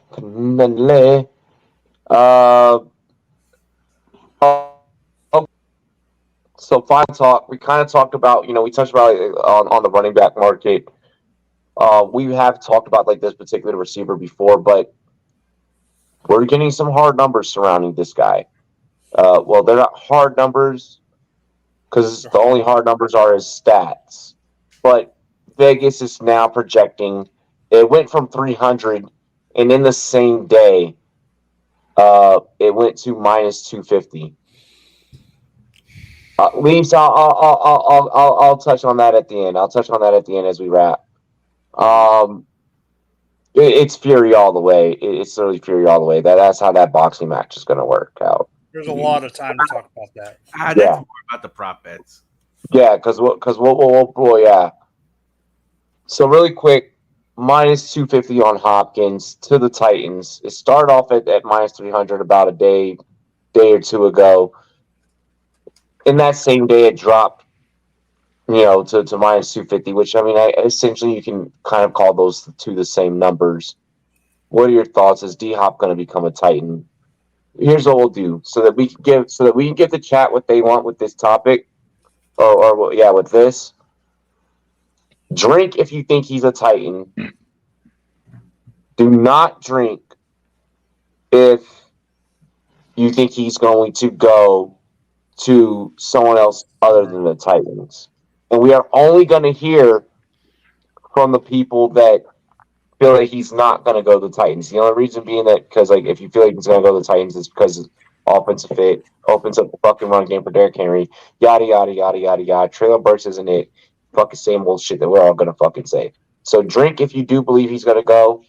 Do not drink if you don't think he's going to go. 3, 2. Hell no. Hell no.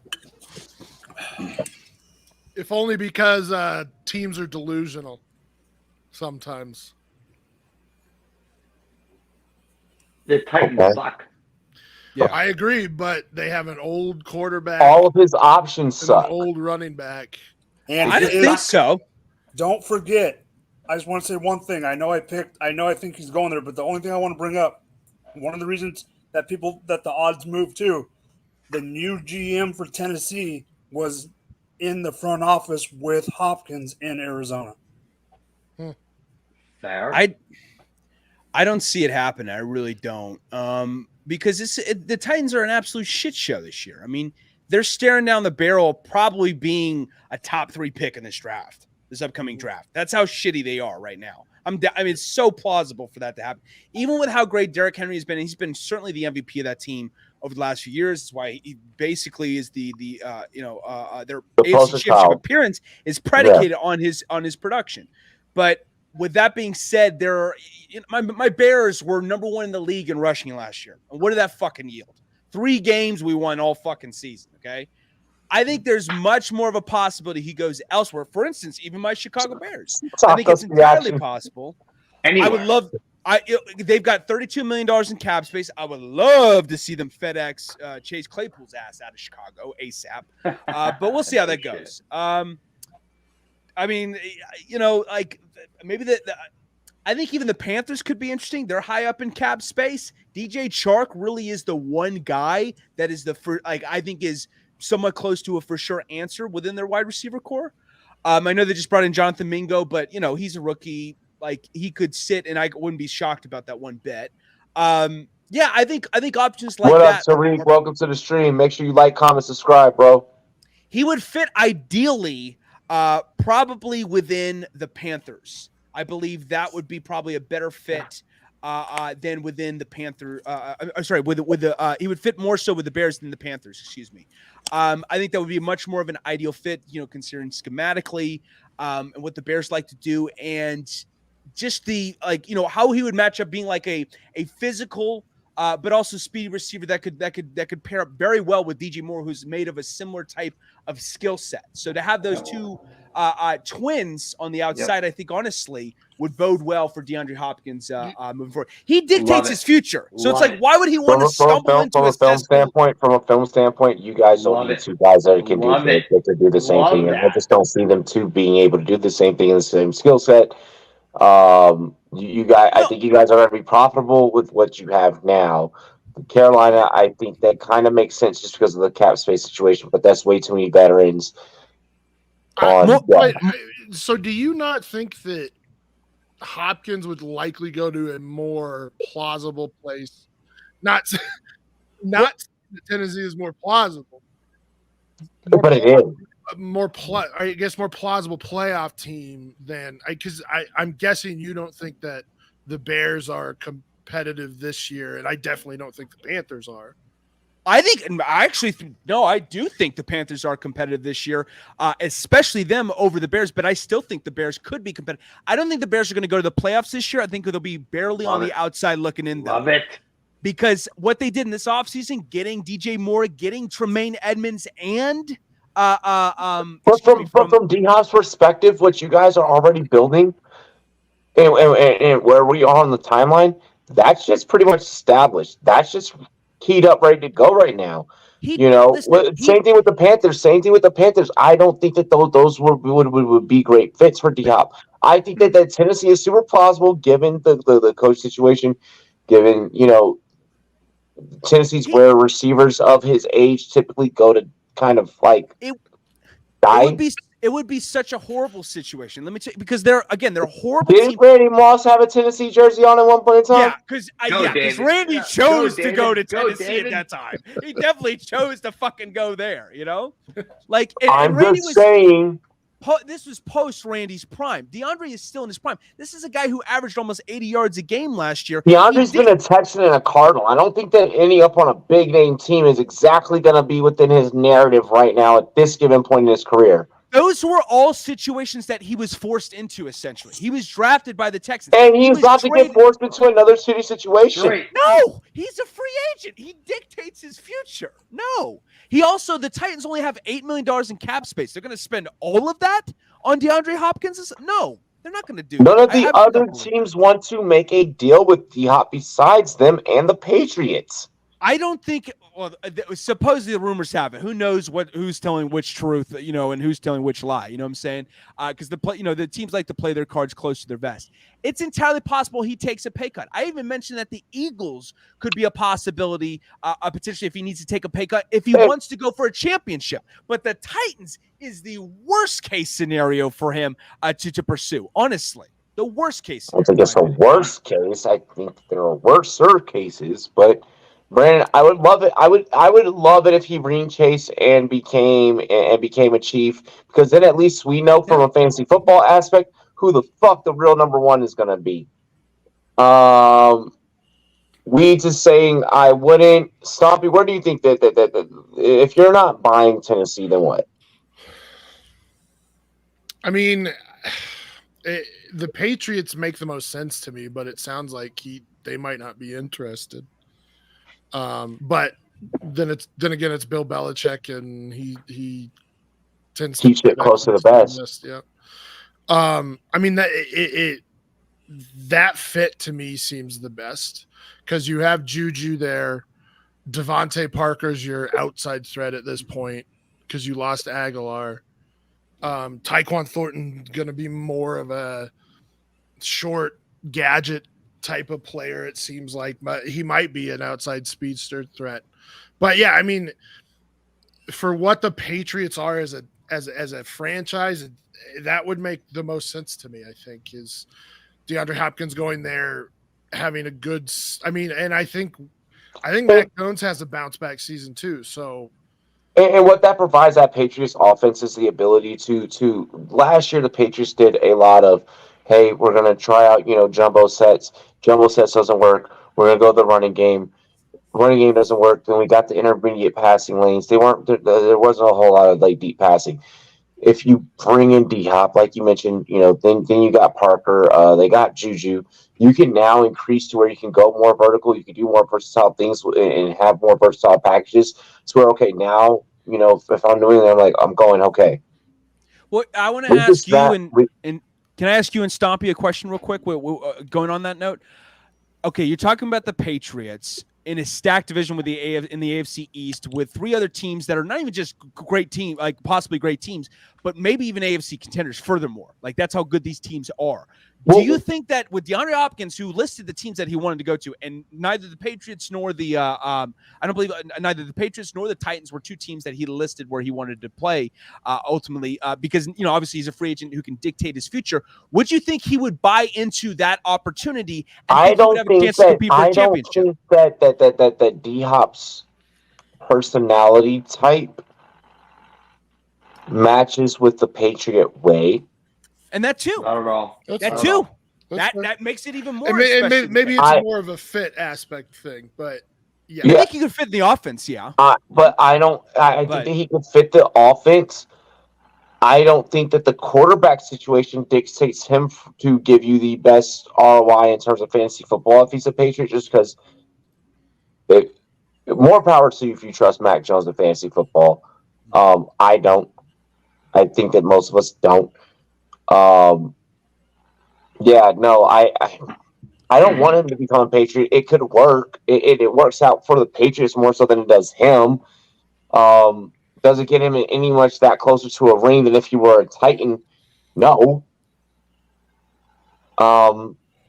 It's things aren't looking good in terms of the ring chase situation for him. It's not looking good. It's not looking like he's going to end up a Bill, a Chief, uh, uh, a Cowboy. Like I'm trying to think of like Yeah, he teams said that about the like Cowboys that he wanted to play for. I remember that too. yeah. It doesn't look like he's going to end up on any of these teams that have enough firepower to where he could come in and not have to be a guy, but still be a guy and just get a ring. Like the option for him to just come around, like what Odell got with the Rams, that option's not there for D Hop right now.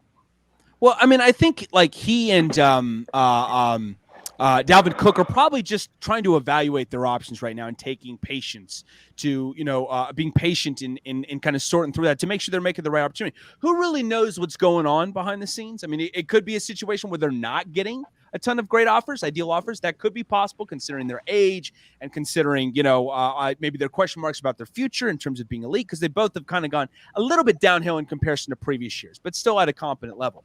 But I don't know. I think I still am high on both those guys, and I think they're just trying to sort through their options. I would give them the benefit of the doubt if it were. They have very, very similar situations, just at different positions and different pay brackets. SC Taco, anything that you guys want to add? I mean, I think when you look at D Hop, he's really gonna have to make a decision. He's in a weird time in the market. He's not early enough that there's money on the table for him to actually have options. He's kind of pitted against cap space. It's like, who has enough cap space to even entertain me?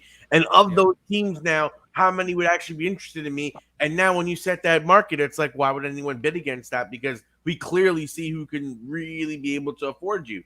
So I think for him, it's going to come down to, if he doesn't see the kind of big money, is he willing to maybe cut his offer by 3, 4, 5 million so that he can get that quote unquote Odell offer with the Rams to go to a team and ring chase for a year and then go and get his bag next offseason, when he'll be able to be early in the process and actually negotiate with teams that actually have cap space in order to get him.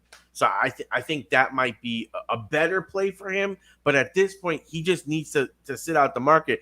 I don't see the Titans being a great destination for him. No.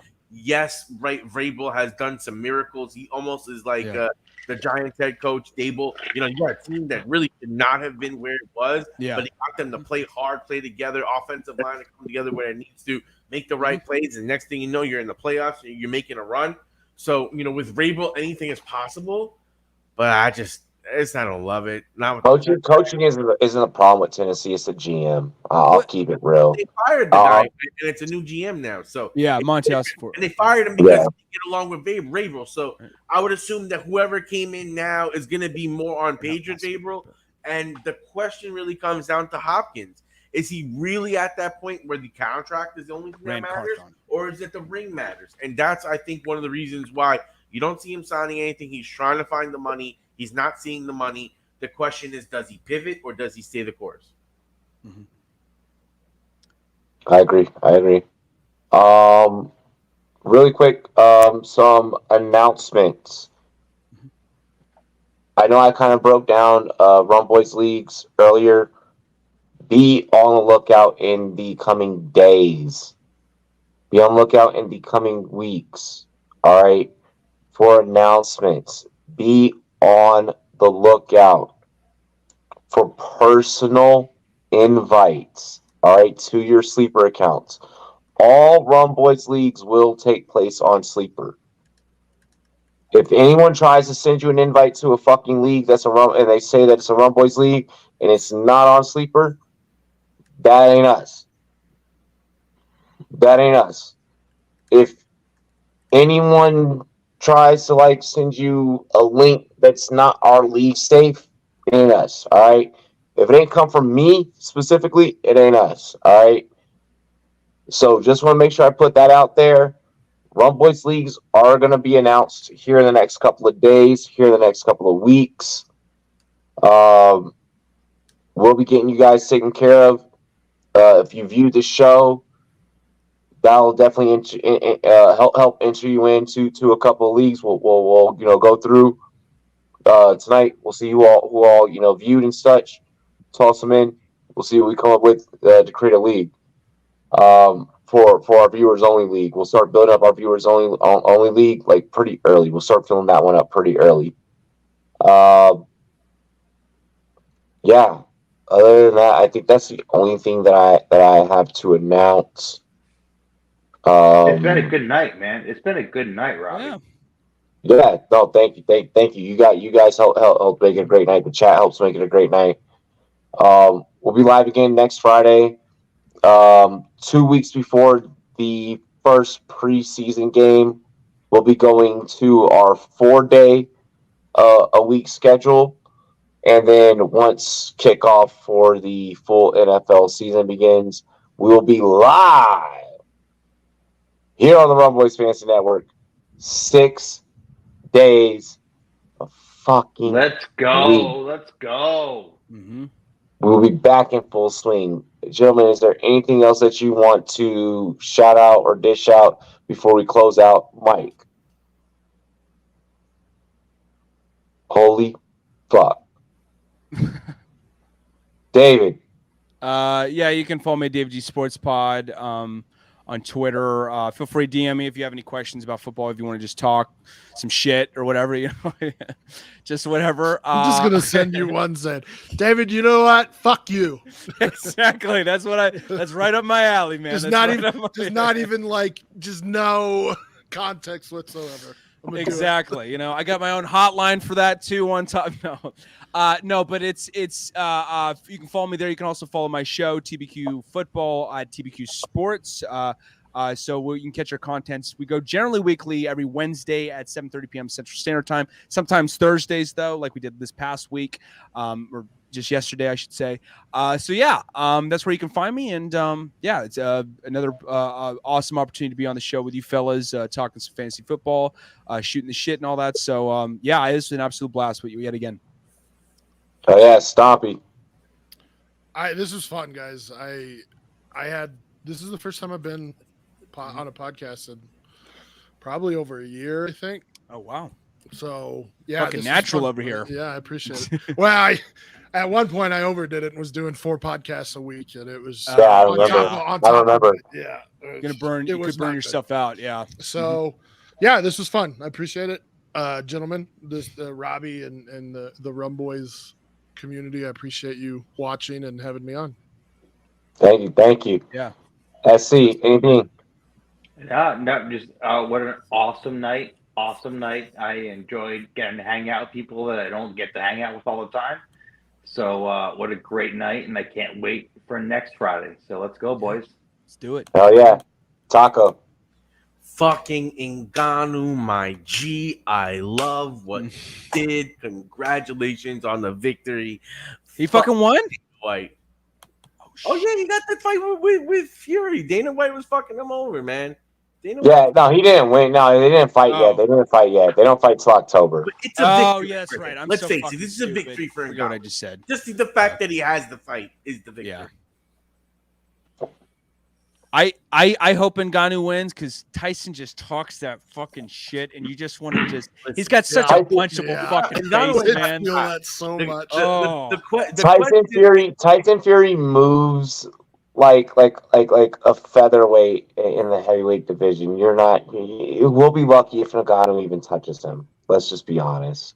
I wish this was an MMA fight and Ngannou just like fucking scorpions him, just puts his legs over his fucking head and just mops the fucking. That is not what happens in MMA. Oh, it isn't? Oh, really? Okay, never mind. We do not. Big money No. NFL too, so he's paid all around. Sorry, I think WWE. Robbie, hurry up. I'm kidding. Robbie, go with the speech. Cheers to me. Cheers to you. Like, comment, and subscribe. All the Rumboyz and girls, what it do. Billy, we love and appreciate you. Share the content.